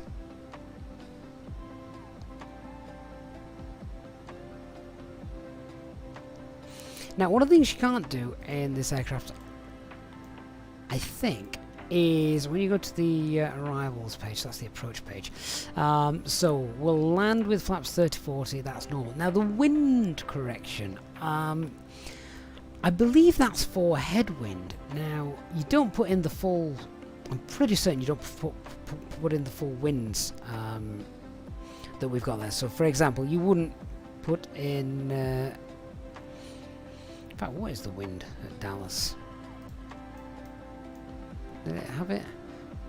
Oh, looking at that, there's no wind at all. 0,000. Well, I was going to say, you wouldn't put in the wind sort of like 350 at 4 knots or whatever. You just have to put the wind correction, which I think I would need to check this out with someone who actually knows, unless one of you guys does for definite. I think the wind correction is the headwind component that you put in.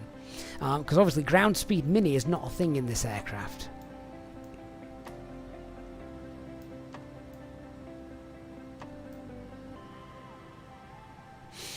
Rui, afraid you have to use your phone. Yeah, phone or tablet to get some weather. That's fine.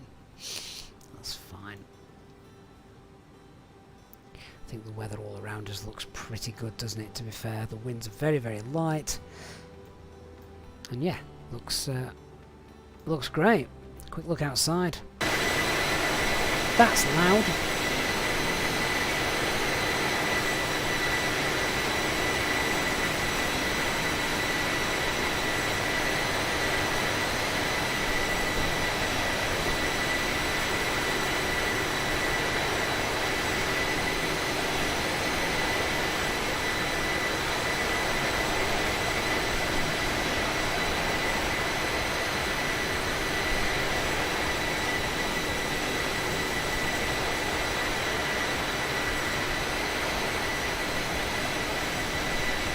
Loud but beautiful.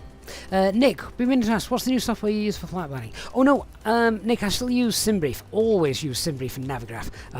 But this software here on screen, it's called, what the hell is it called? Smart Briefing. Yeah, Smart Briefing. It's a iOS app. I don't know if there's a Android equivalent, but it is. It's quite neat. I like the way it depicts things, and we've got other NOTAMs.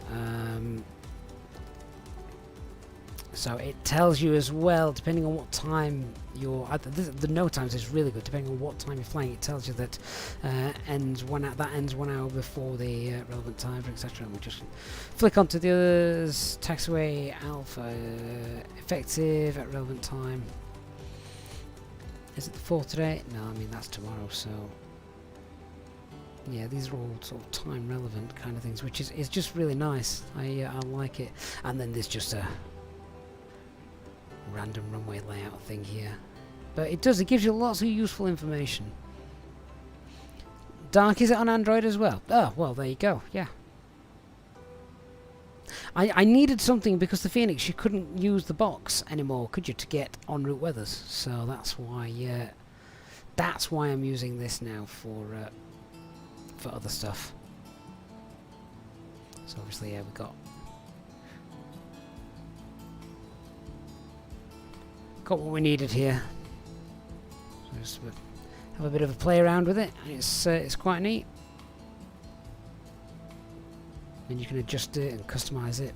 I've not gone into it at all, but yeah, it is. It's pretty neat. I like it. I think a few of you have said as well that it's quite nice.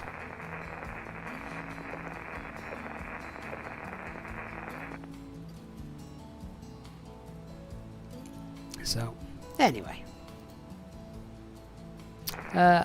Cool Dash Deck, it's called Smart Briefing on, on iOS and Android, apparently.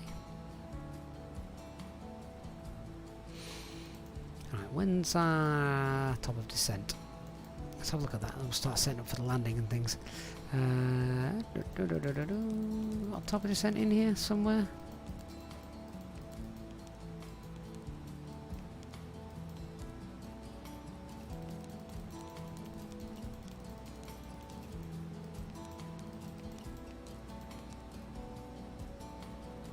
Oh, that's interesting.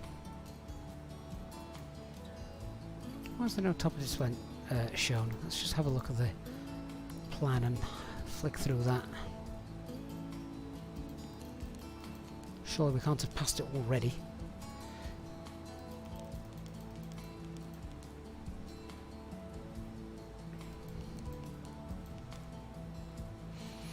What I will do is, if we've got no air traffic control knocking about, if we can clear that discontinuity, there's a little bit of a manual lag there as well. Well, that matches up with the charts if we have a quick look at the arrival, because we'll be coming in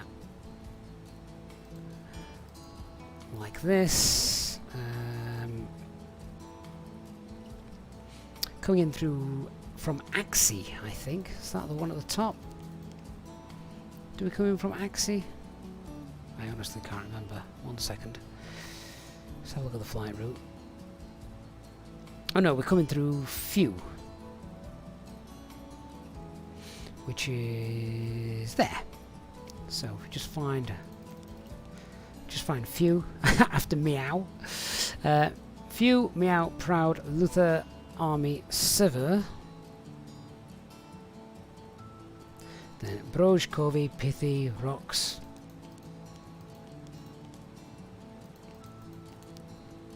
Jekyll. Then after Jekyll, we've got the manual leg.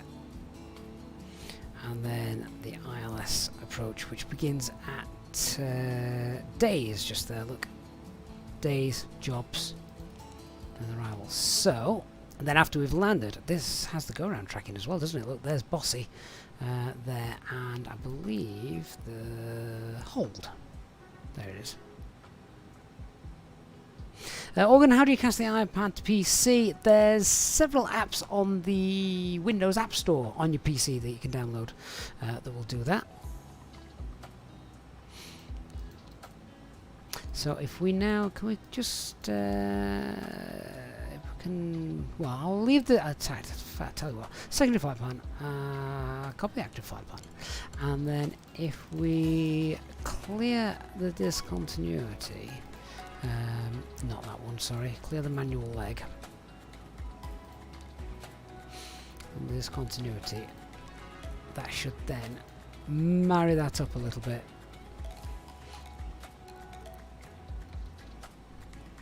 There we go.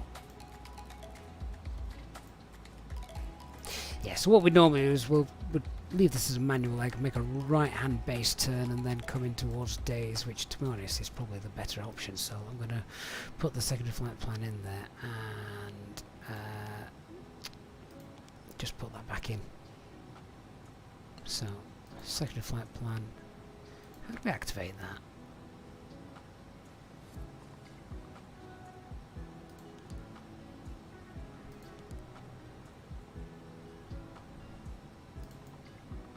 I have no idea how we activate the secondary flight plan.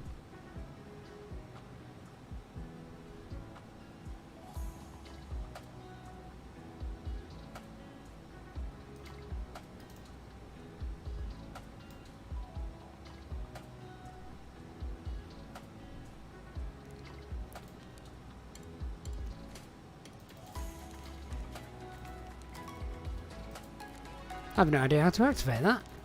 It's alright having it there. How the hell do you activate it?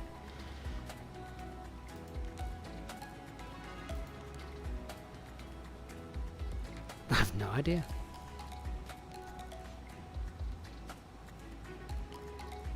Oh well. Never mind.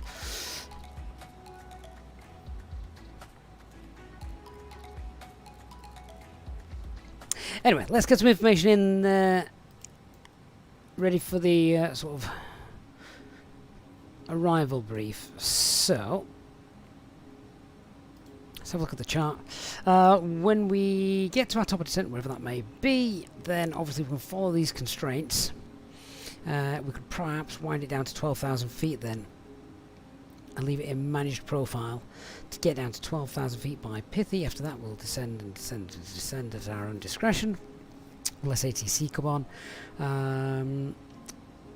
Weather's good, so it's going to be a manual landing. Minimums are 763. Yeah, that's fine. ILS frequency, because we need that, is 110.3.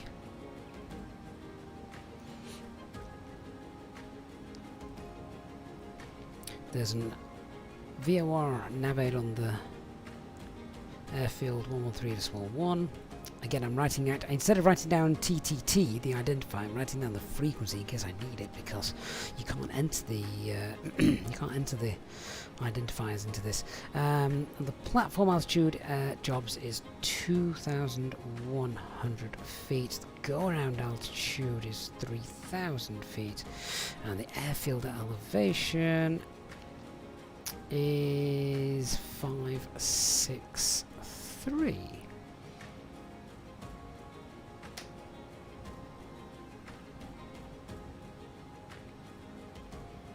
MSA is 36. Okay. So, I also needed to know the track of the ILS as well, which is 356 degrees. So let's set that now. ILS frequency is 110.3, and the course, as I've just said, is 356. There we go. Dark, did I put in the descent winds? Probably not. How do we do that?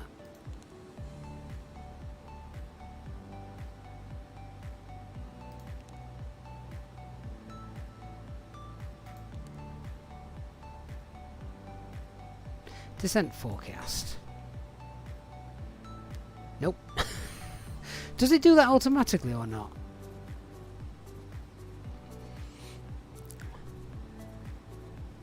I mean, at Dallas Fort Worth, that's pretty easy. It is 0 degrees at 0 knots. Oh, we didn't like that.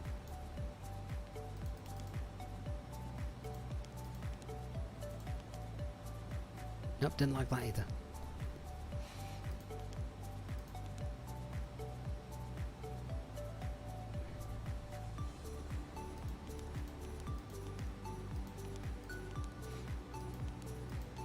That's Fort Worth 35 Centre. I need to pop that in there.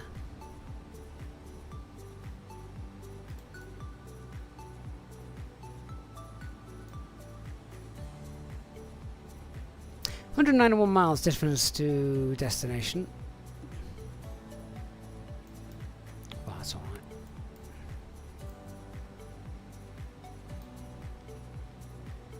alright. Is the wind shear system actually modelled, TimSim? I have no idea. I'm afraid.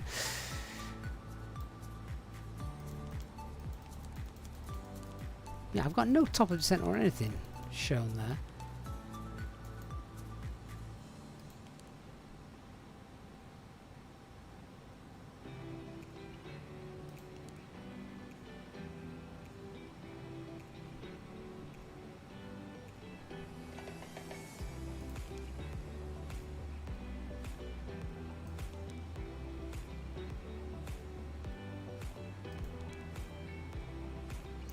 Oh, I wonder why it's not got the winds in. I thought it did it automatically when you downloaded everything in.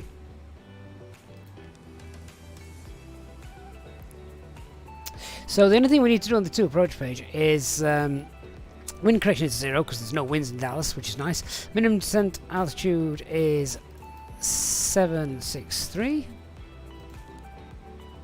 There we go. That's done.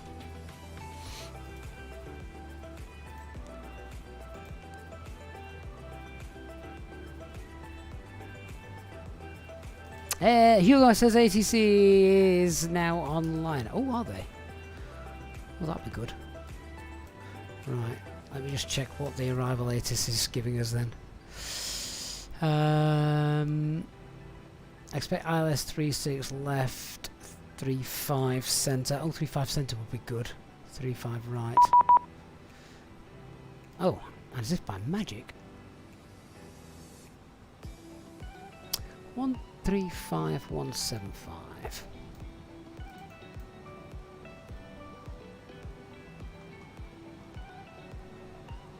Oh, we're going to have to concentrate now and hope this aircraft behaves.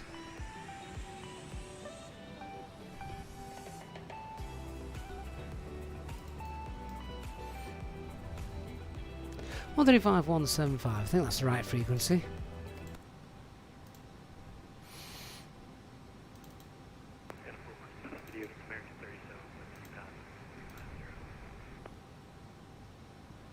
Center FedEx 1432-360. American 37, Fort Worth, squawk 5210.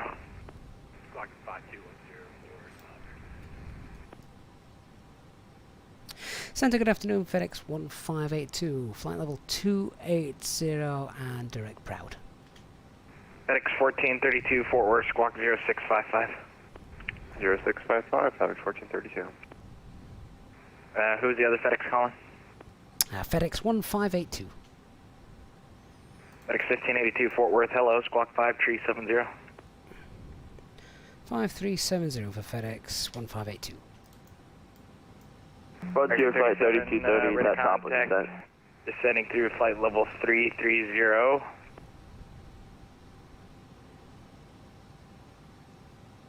Frontier flight 3230, ready to contact flight level 370, descend and maintain flight level 230.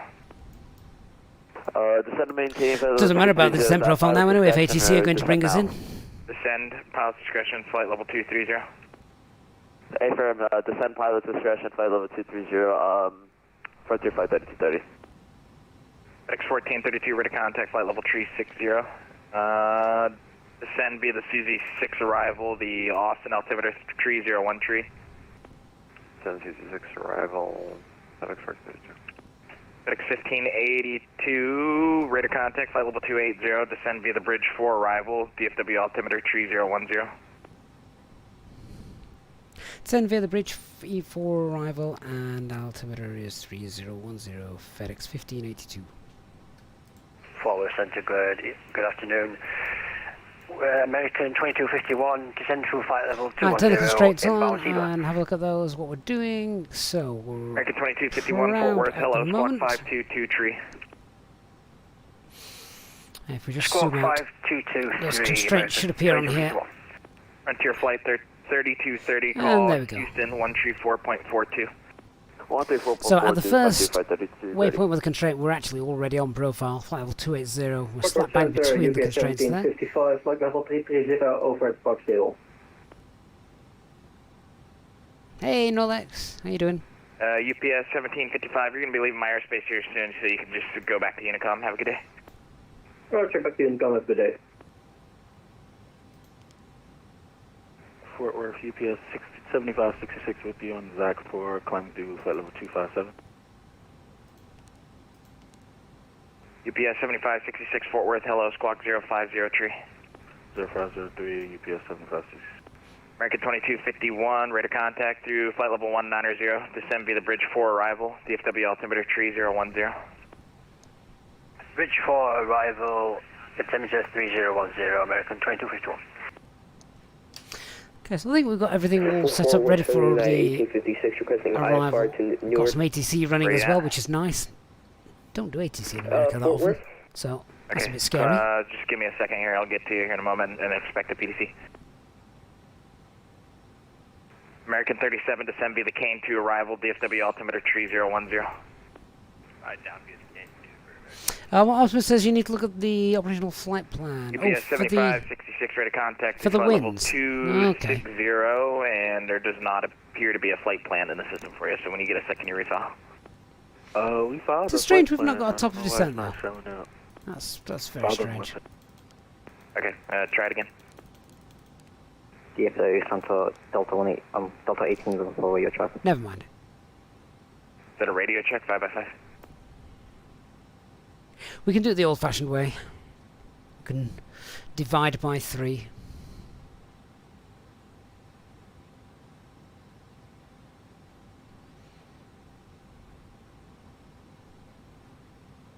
Plus we've got constraints in air traffic control, so it's not that much of an issue.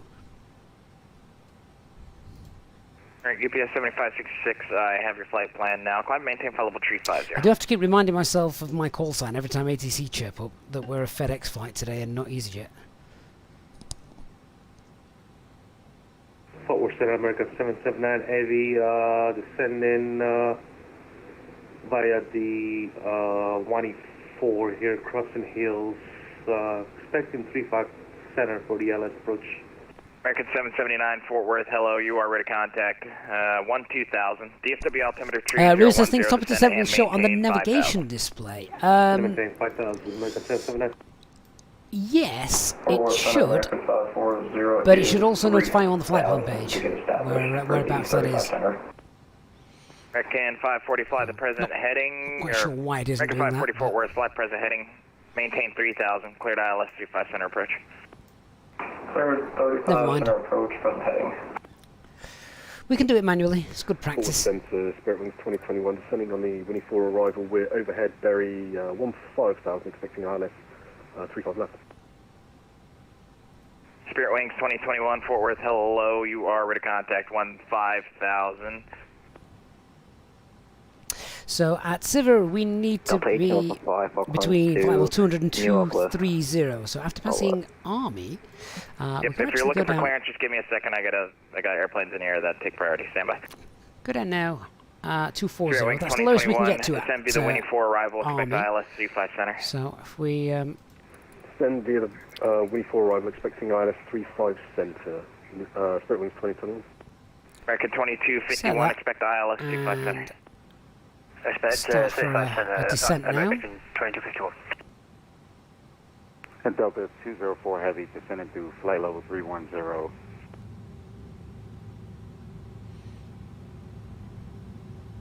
Down we go. Nolex says the top of descent marker doesn't work just yet. Well, interestingly you say that. 204 Fort Worth, hello. Descend. Because I you saw were it this contact. afternoon. Descend via the Winnie 4 arrival. I saw a DFW top of altimeter descent being given in 3010. here when I was messing around this afternoon. So that's a bit, Descend via the Winnie 4 strange. arrival, expect ILS runway 36 left. I'll just pop the baton to You want 36 profile left? then. Yeah, 36 left would be good.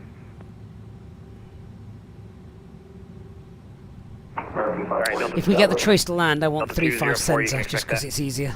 It's already what's set up. 4335, center, clear to land. 35 center, clear to land, American 540.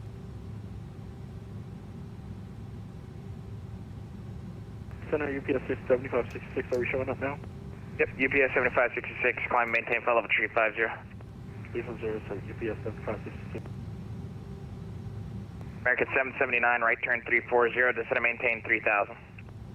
340 down to 4000, American 779. So it's telling me we actually need more drag. Really? I'm not sure I believe that, to be honest. FedEx 1432, call Houston 13442. See, the VDEV there is telling me I'm about 10,000 feet too high. Over to Houston, I mean, we're not. 13442, FedEx 1432. We're literally passing good flight day. level 240 here, leveling off flight level 240 as we get to Army, which is perfect. We're going to continue that descent now down to flight level 200 for the next constraint. So let's set that now. So we've got 20,000 blue, profile descent. So is that going to continue once we pass Army? Fly the present heading, It should maintain drop at now. above Yes, it 4000 is. till Perfect. established cleared ILS runway 35 center. That's absolutely Okay, spot on. clear, maintain present heading, 4000 to full established. And what I could actually do inside now American is, I 779. believe, I should be able to, if I wished, wind that all the way down now to Right, American 12,000, 779, clear visual approach 35 center. which would work fine. Send So the visual, let's do that. 35 center, American 779. I should also, because I always forget to do this when flying these older aircraft, and that's to push the heading select button.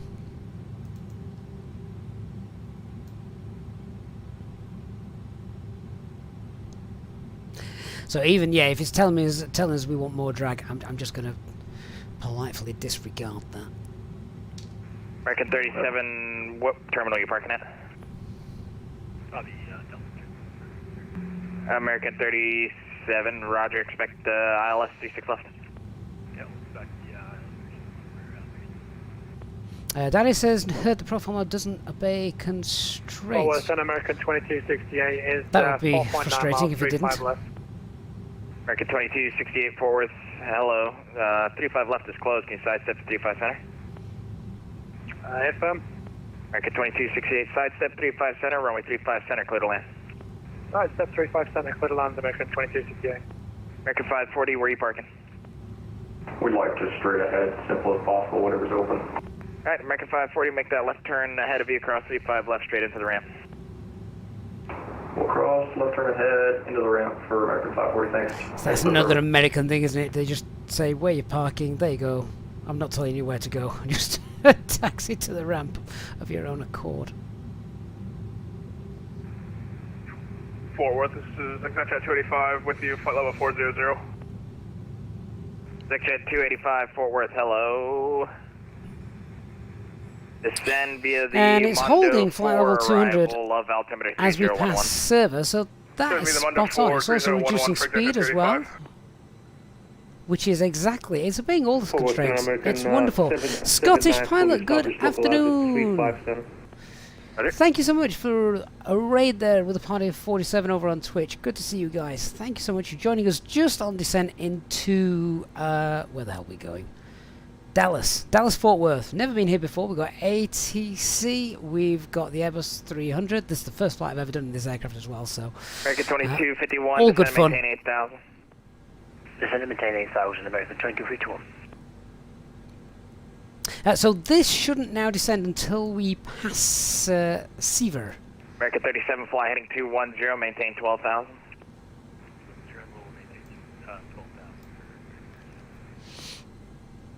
I'm going to ask ATC if we can get runway 35 center for landing because we're set up on that. FedEx 1582, could we possibly get runway 35 center today? FedEx 1582, yeah, you can plan on that. That's great, thanks.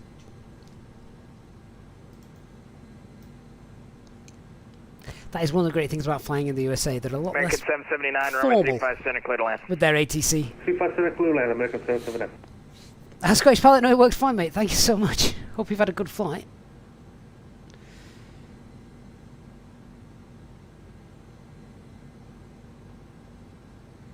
American 2251, descend and maintain 5,000.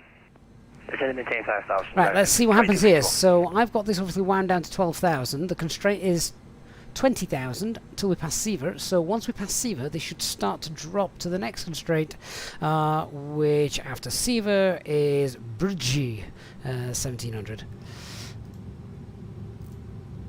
So we've just started to move. There we go. Look, we've just started to descend as well. That is perfect. So we now need to set the local QNH 3010.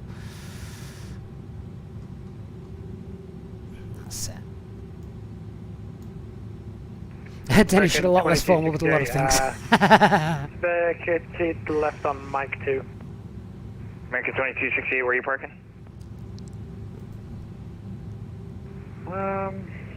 I'm not sure, to be honest. Stand by. Alright, American 2268, that left turn right ahead of you, across 35 left straight into the ramp. Cross 35 left straight into the ramp, American 2268. If he asks us where we're parking, I've got no bloody clue. Go. Hey, we'll be right back with you. We're going to grab the agents for Dallas. Cool. Spirit Wings 2021, descend and maintain 5,000. Descend and maintain 5,000, Spirit Wings 2021. 5,000. No idea where they would park. Roger, 5,000, 2021. UPS, I think, park to the northwest of the airfield. Fort Worth Center, Delta 204, requesting radio That's vectors FedEx, to lose God a little knows. bit of altitude here. Delta 204, just fly the present heading, descend and maintain 4,000. Descend and maintain Hugo, just discussing that. 4,000 I've got and, no idea where we flying would the actually current park. heading, Delta 204 head. Spirit Wings 2021, right turn heading of, let's see, 330. Right turn 330, Spirit Wings 2021. I love that view. I really do like that view.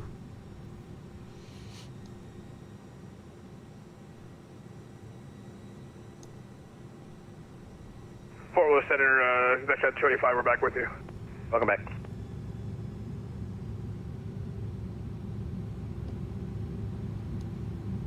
I can't even see on sort of like Flight Radar 24 or anything like that where any of the FedEx flights would actually park going into Dallas, so... Spirit Wings 2021, you are about 7 miles from Tufo. Fly the present heading, maintain 5,000 until established. Cleared ILS, runway 35 center. Maintain present heading, 5,000 to established. That's a good idea, Hugo. If you know where FedEx park, give us a shout and let us know. And then at least when they tell us where we're parking, we'll be able to give them some sort of idea.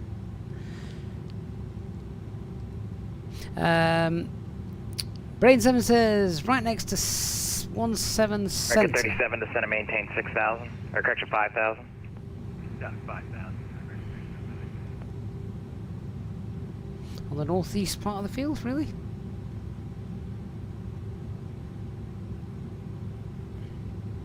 Oh yes, I see that. Yeah, I see that. Right, I know where we're going now. So we're looking to vacate right once we've landed. That's fine. Literally a beam 13 left, isn't it? Not 13 left. Is that 13 left? Yes, it is. 13 left. Yeah, I know where we're going now. And I'll tell you how I found that out. Look, didn't realise that Navigraph had this. So if I zoom in on the airfield, look, it actually says there's the FedEx Easy Air Freight. Did I say UPS was over here? Delta 204 left. Yeah, look at that. Or correction, right turn heading UPS? of 330. That's brilliant. That is absolutely brilliant. Right turn 330, Delta 204. American 2251, right turn 270. Right turn 270, American 2251. How good does that view look? I know I fly in Europe all the time, but I just think this looks so good. Right, where are we?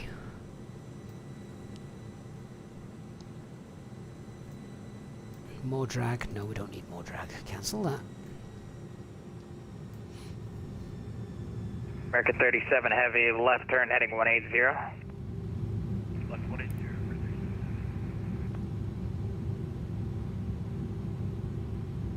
And this is one thing as well that you get in America that you don't really get in the US, well, anywhere in Europe. Center on Mike. Being told to descend via the SID. Taxi to Charlie 10. Alright, American 779 to make that left Because in their front of you SIDs are there, so and then detailed. cross D5 left straight into the ramp. Foxtrot Bravo 14, entering left and we'll cross straight to the ramp. Thank you. Okay, so Delta that's 204, right turn 12,000 feet 010, join for the localizer. Stony, which is exactly what we 010 wanted. to join the localizer, Delta 204 Heavy.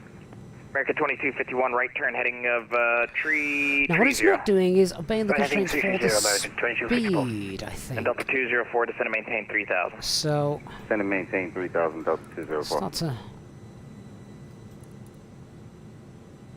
So let's see, I'm going to manually select these. Profile speed. It doesn't seem to be sticking to those, sadly. entering airspace. B3, what button do you press on the Phoenix so the heading is automatic? UPS 7566, call Memphis 13255. Depends what you mean by automatic. If you mean put it into nav mode, you just push the heading button. That puts it into nav mode there. Stand by.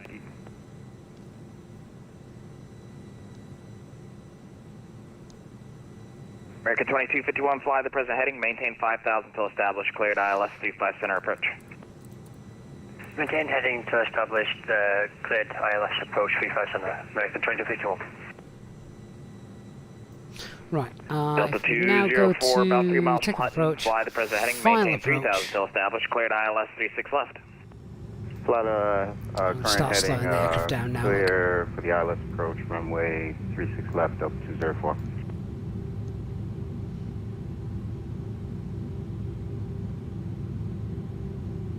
It says we should actually be at 210 knots at Stons, which is 7 miles away.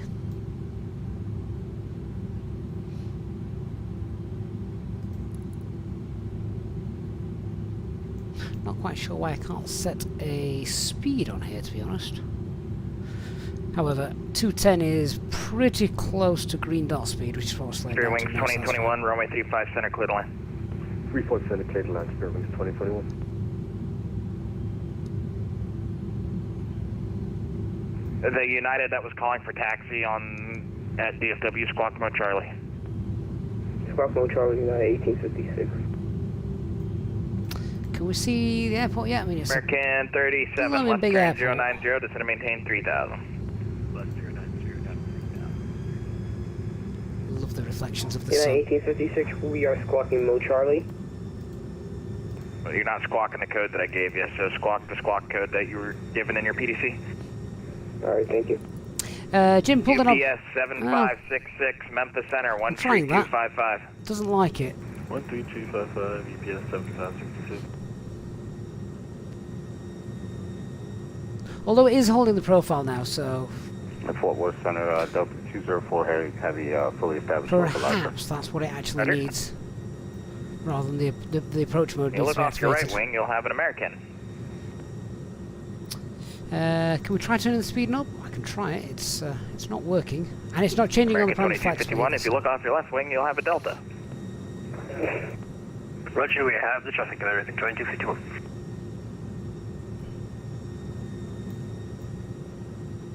That's the kind of view I love. An airport every 10 miles in America. American 37, left turn 020. Right, we'll wait for further descent now from ATC. We're at 12,000 feet. And now we're inbound rocks, which, just so you guys get some FedEx situational awareness. 1582, descend and maintain 6000. There we go. Descend maintain 6,000, FedEx 1582.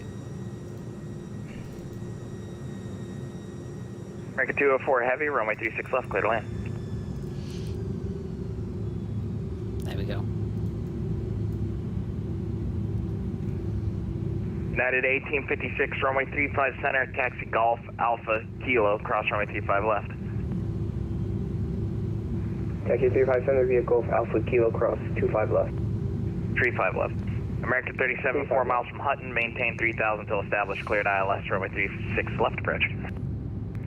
Oh, the wing's in the way. There it is. That's the view. Oh. Wow. American 2251, runway 35 center, number 2, clear to land. And we're parking there, guys. 2251. That's our parking spot. Give us a thumbs up in the chat if you think that looks amazing, because I do. Aircraft landing.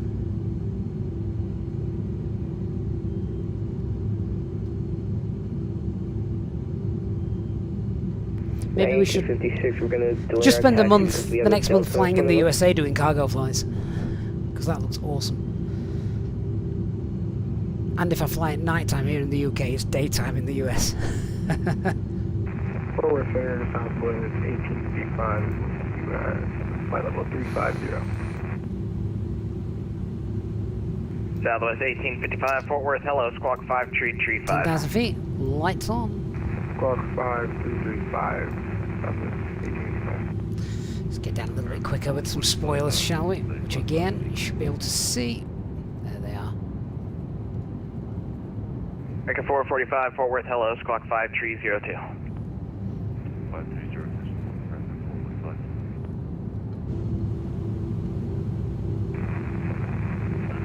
Okay, so we're inbound Jekyll. After that, we've got the manual leg. There it is. Delta 1702, Fort Worth, hello, direct Pudgy. Hugo, what about the Easy? Oh, don't you worry. We'll never abandon Easy, because they're the only real sops I know.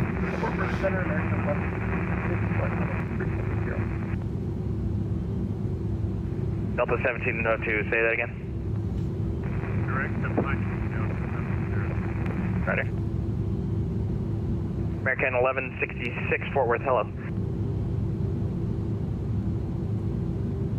Fort Worth Center, Delta 204 Heavy, fully established on the ILS.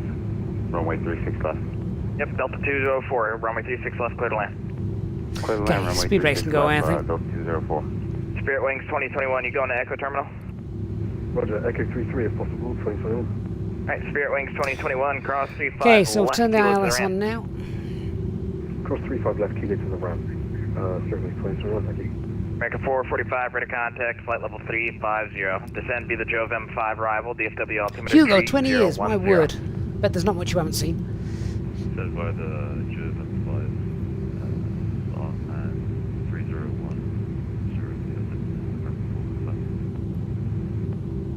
Southwest 1855, ready to contact, flight level 350, hello. American 37, heavy, runway 36 left, clear to land, number 2. Clear to land. So we've just got a very light tailwind at the moment, but I think the winds are pretty much non-existent on the ground. FedEx 1582, descend and maintain 5,000. So maintain 5,000, FedEx 1582. Okay, continuing that descent, 5,000 blue. Delta 18 with taxi 25 control. Say that again? Delta 18 with taxi 25 control. Delta Right. 18, Fort Worth, squawk Looks Metro like the base turn might be coming soon, so let's start preparing. So, let's... I can't call it flaps 1, can I? They don't call it flaps 1, so what is it? 15-0?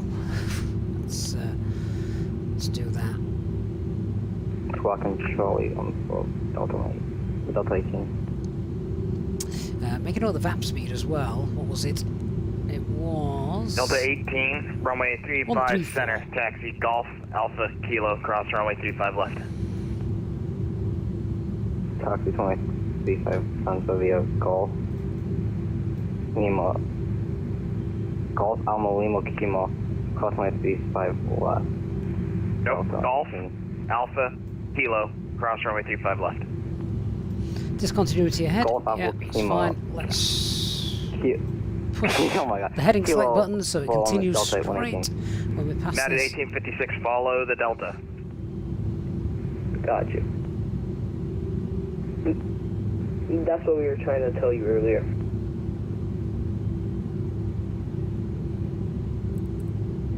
FedEx 1582, right turn 270. Right turn 270, FedEx 1582.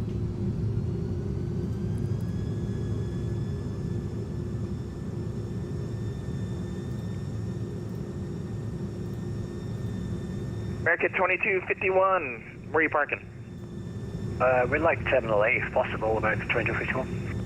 American 2251, make that left straight ahead of you there, straight into the ramp. Cross 35 left.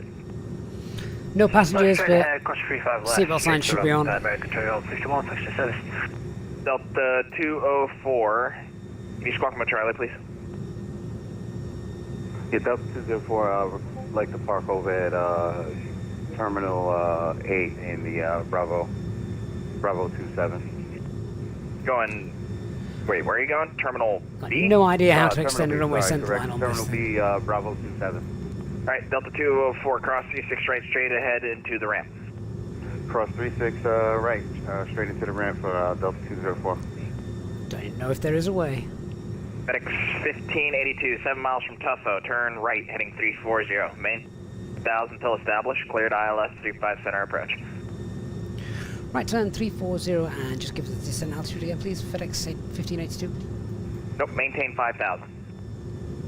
Maintain 5000 and right turn 340 and we'll report established. FedEx 1582.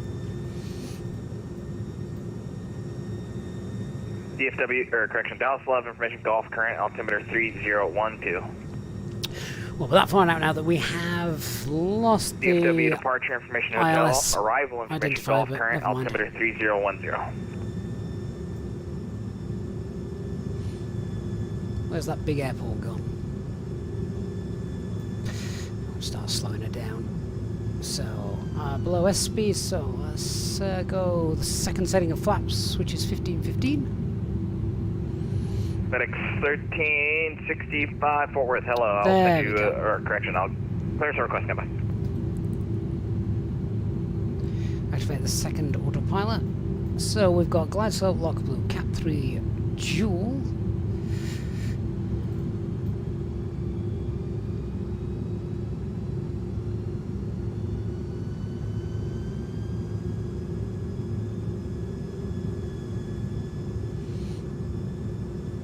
Gotham, you have to click the land button to engage the ILS. Yes, that's right. Well, you need to click the ILS on up here to show the scales and things, and then the land is like the approach button in the A320. Hey, FedEx 1365, I have a client advisory, copy. So that's lock FedEx start. 1365 cleared to the John Wayne Airport via radar vectors Texaco VOR, then as filed. Climb and maintain 10,000. Departure will be with me. Squawk 2256.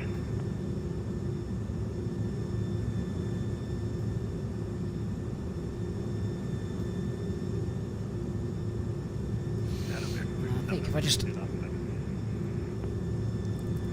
There's a view to enjoy. FedEx 1365, read back correct. 17 right for departure, Lubbock altimeter 3009.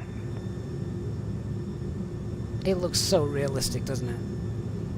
FedEx 1582, call the tower 12655. So realistic.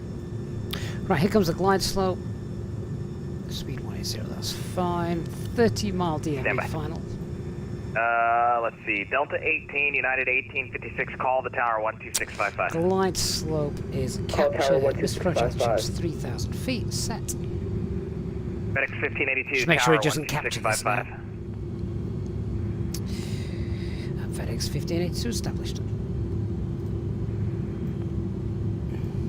American 37, call the tower 12655. Over to tower for 377.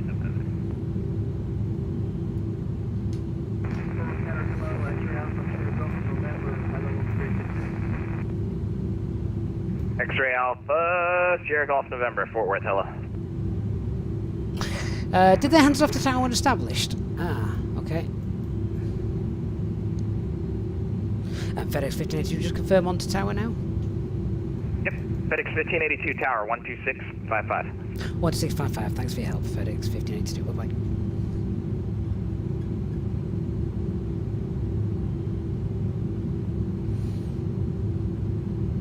Oh, come on, scroll quicker. Yep. Or correction, American. Right, 9 miles. Let's just continue United sorting our aircraft out first of all. So, say again. next degree of flaps. Sorry, after we cross Delta, after we cross 35 left, do you want us to hold Speed short 160. on Echo Romeo? Correct. Hold short on Echo Romeo at runway 35 center at Echo Romeo. Alright, thank you. Organ Aviator, that is so kind. Thank you so much for your $4.99 super chat. Says great stream again whilst waiting for your transplant. Yeah, that's right, of course. I remember you telling me about that. Can I give you? I tell you what, Organ Aviator, if you're on Discord, drop me a message. And American 37 Heavy, DFW Tower. Good afternoon. Where are you parking today? We're going straight ahead. Right, get American 37 Heavy, Roger. Taxi Terminal Delta via Whiskey Kilo. Cross runway 36 right at Whiskey Kilo. Get all the lights on. Dallas Tower, FedEx 1582, establish 35 right, 6 miles. FedEx 1582 Heavy, DFW Tower. Good afternoon. Winds are calm. Runway 35 right. Clear command. Little Land 35 center, FedEx 1582.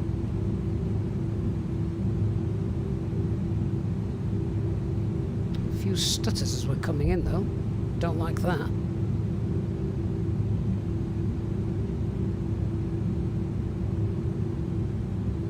FedEx 1582 Heavy, you said 35 right. Looks like you're lining for 35 center. Can you confirm that?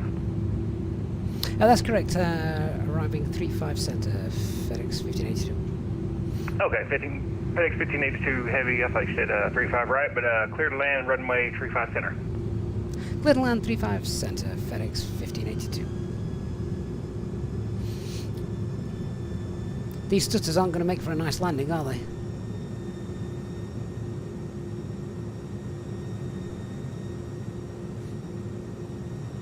Did I say right? Oh, my mistake.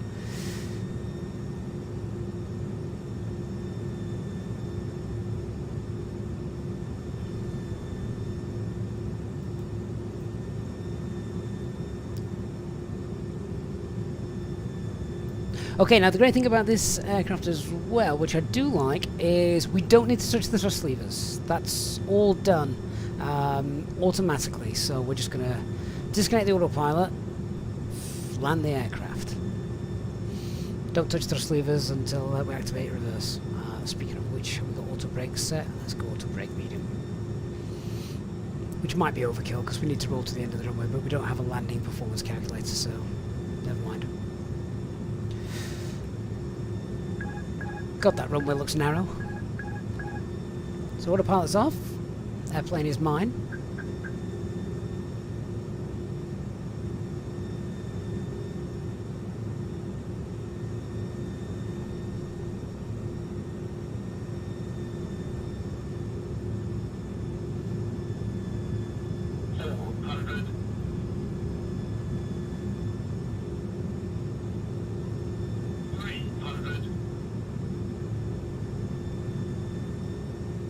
Two aircraft look like they're getting a bit too close for comfort though.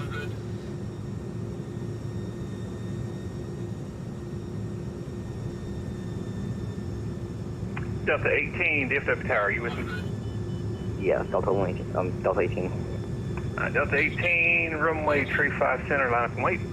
Line up and wait for like 35 center, Delta 18.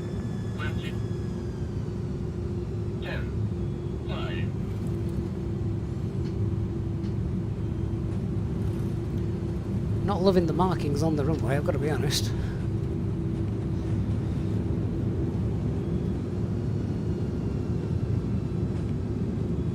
Spoilers. Decel. Oh, I'm not liking the idea of this. This might be painful. Hang on. Oh, we went straight through it. Oh, that's okay then. Right, manual brakes.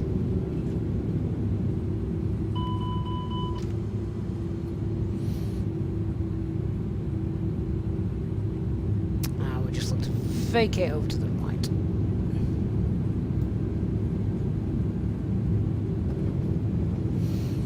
And we're parking over here, I believe.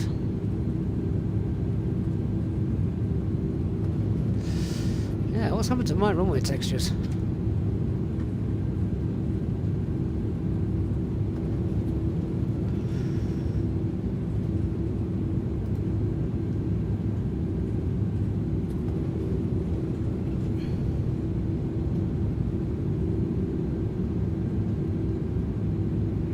FedEx 1582, welcome to DFW, taxi terminal, the Zulu Papa, cross runway 31 right at Papa.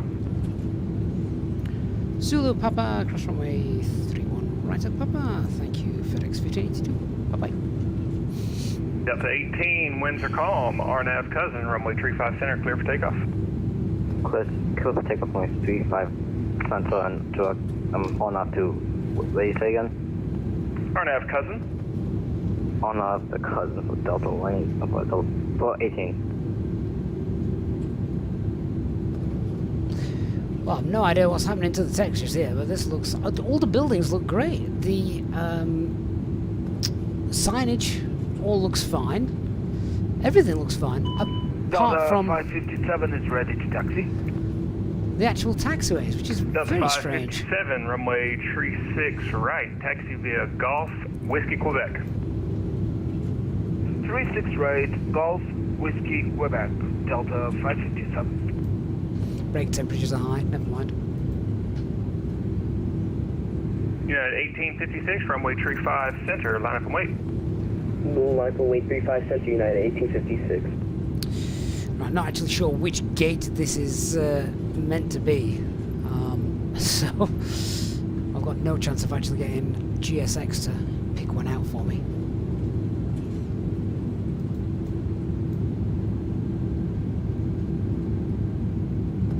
I'll just park anywhere, I think.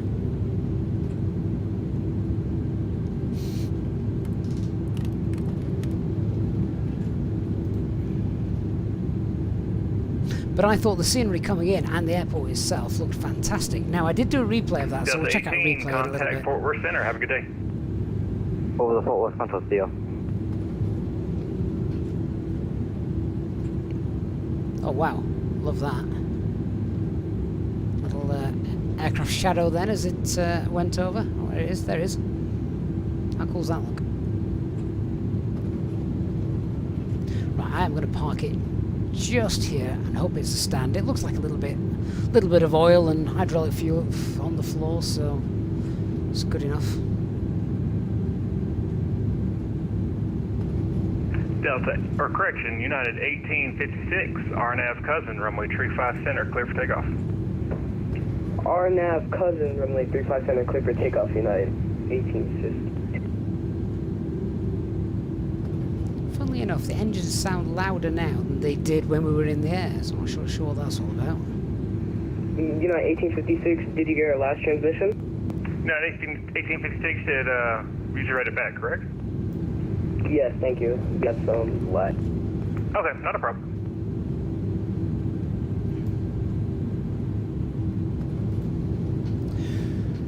Right, if I pop the parking brakes on here, GSX is this... GSX is going to go, nah. I don't believe that's a stand, and that's fine. I'm going to leave the engines running. We're not going to shut them down because I want to do the replay anyway. So, let me disconnect off VATSIM. Big thanks to everyone who flew alongside us today. Let's have a look at that replay then.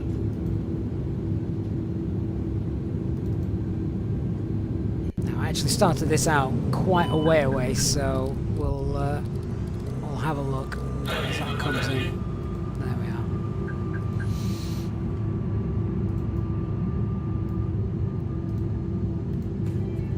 But hopefully, I mean, the A300's now been out for quite a while for Microsoft Flight Simulator, released a couple of weeks ago. Is there anybody watching this for the very first time tonight, seeing this aircraft?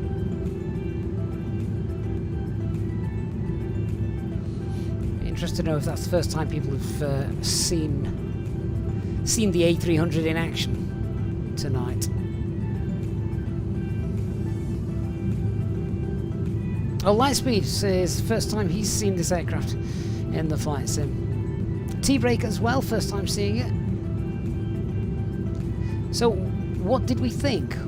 Do you like it? Are you impressed? Do you think it's enough to pull the trigger and purchase it? I like it. I really like it.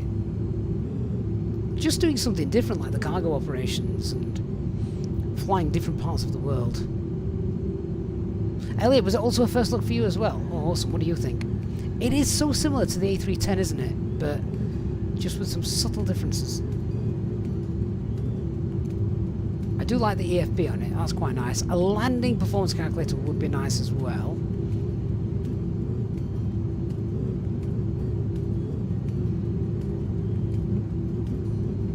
I think if I would happily say this would be my go-to for cargo operations, particularly if you want to do a nice long haul flight. I'd love to do something like a transatlantic in this.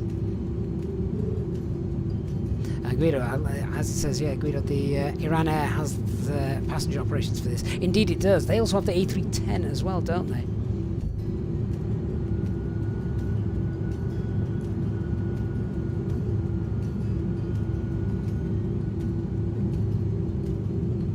I wonder if the stuttering and things is something to do with photogrammetry. Is Dallas one of the cities that has photogrammetry in it? Because that could really bog down the sim.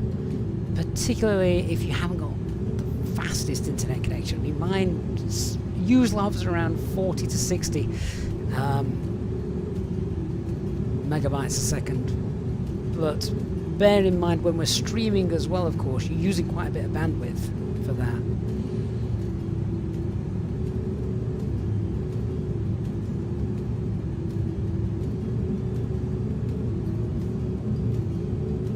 Tony also says, looks great, first time seeing it. Ignore the stutters. I don't think that's anything to do with the aircraft. Marcus 18 says, sound doesn't seem balanced though. You know, you can adjust the volume in the EFB, it doesn't seem quite right. Well, I agree with that.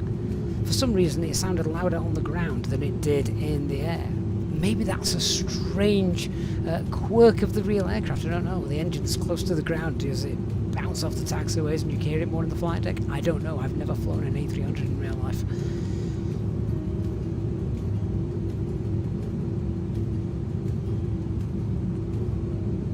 Elliot says detail radius for FSLTL will be a factor 2. How? It's not running, Elliot.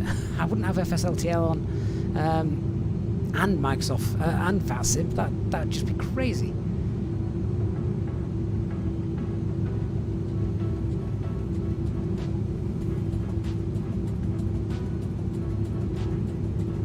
Hotspur Academy says, first time for him, never tried cargo, might give it a try.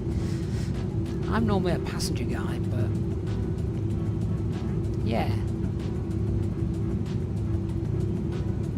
Something a bit different about cargo Alps, isn't there? And you fly into airports that you might not usually fly into. We've got to do East Midlands at some point though. I did toy with the idea of East Midlands tonight, but I thought, no, for the first time on the channel, let's do it in the daytime.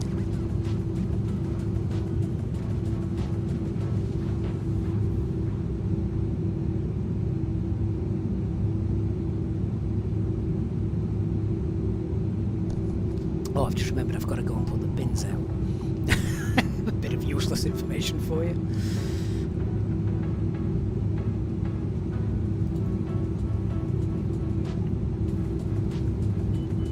Might have a look at the landing on the external view in a moment.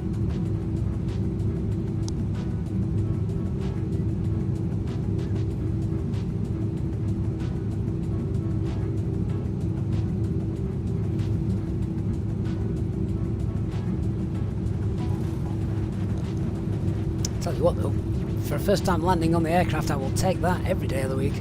I don't know if it flashed up with a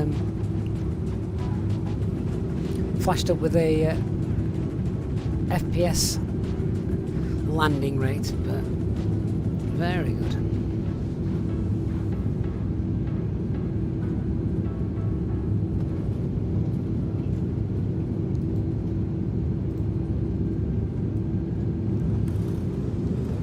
Quick view from the other side for that.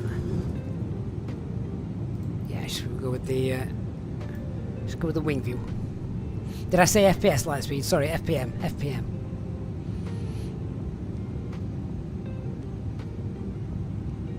Dark says those textures are so FSX. I think FSX was better. Kosko, good evening, sir.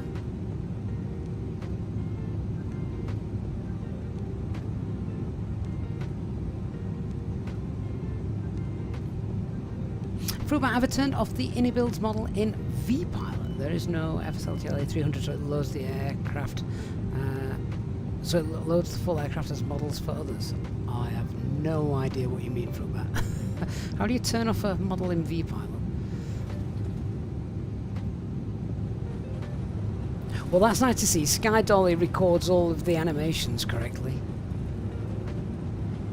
Elliot, external view to debug the textures. If you say so, mate. I hope you're right. Let me have a look.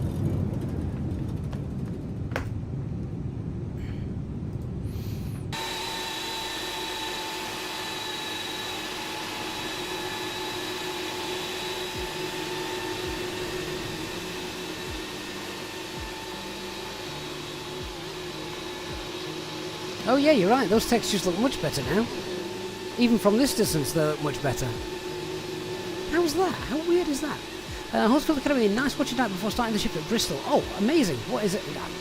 I can ask the question, you don't have to answer it. I just wondered what it is you did there. How is doing that? Refresh the textures. That is amazing.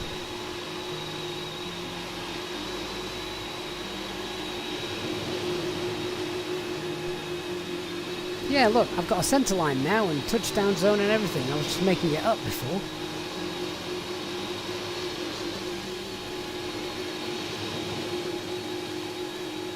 I mean, the 3.5 left doesn't look that particularly crystal clear, does it?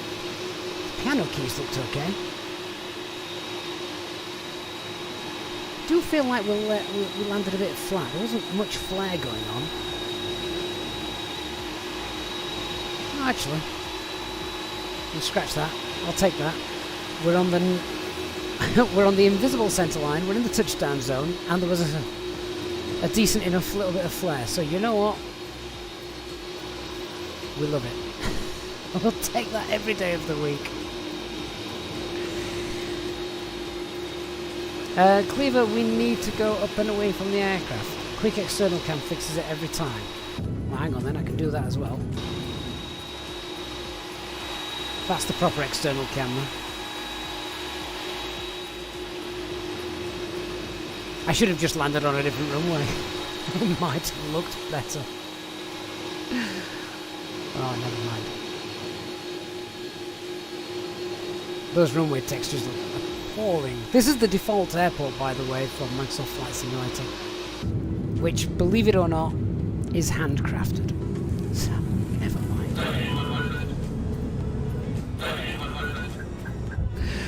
Well, do you know what? I love American scenery that much, so I'm going to play us out with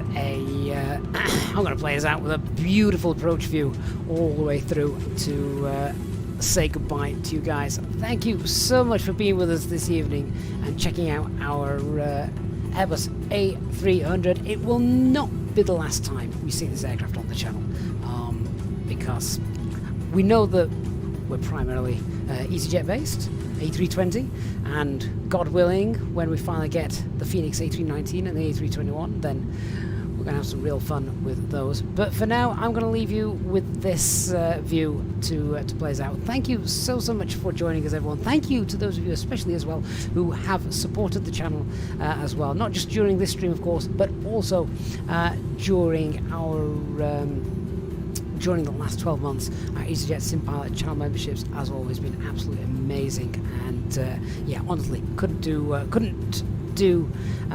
we do without you and the amount of support you guys give. So thank you so much for that. I'll look forward to doing many more streams over the next year in 2024, all with you guys at our side. Thank you for watching. I will leave you to enjoy this view and enjoy the rest of your evening. Thanks so much, everyone. Thank you to our mods as well, of course, and I'll look forward to seeing you all again in the next stream, which will, of course, details will be posted on our Discord server. Thanks very much, guys. Have a great evening. Thanks for watching. Bye bye.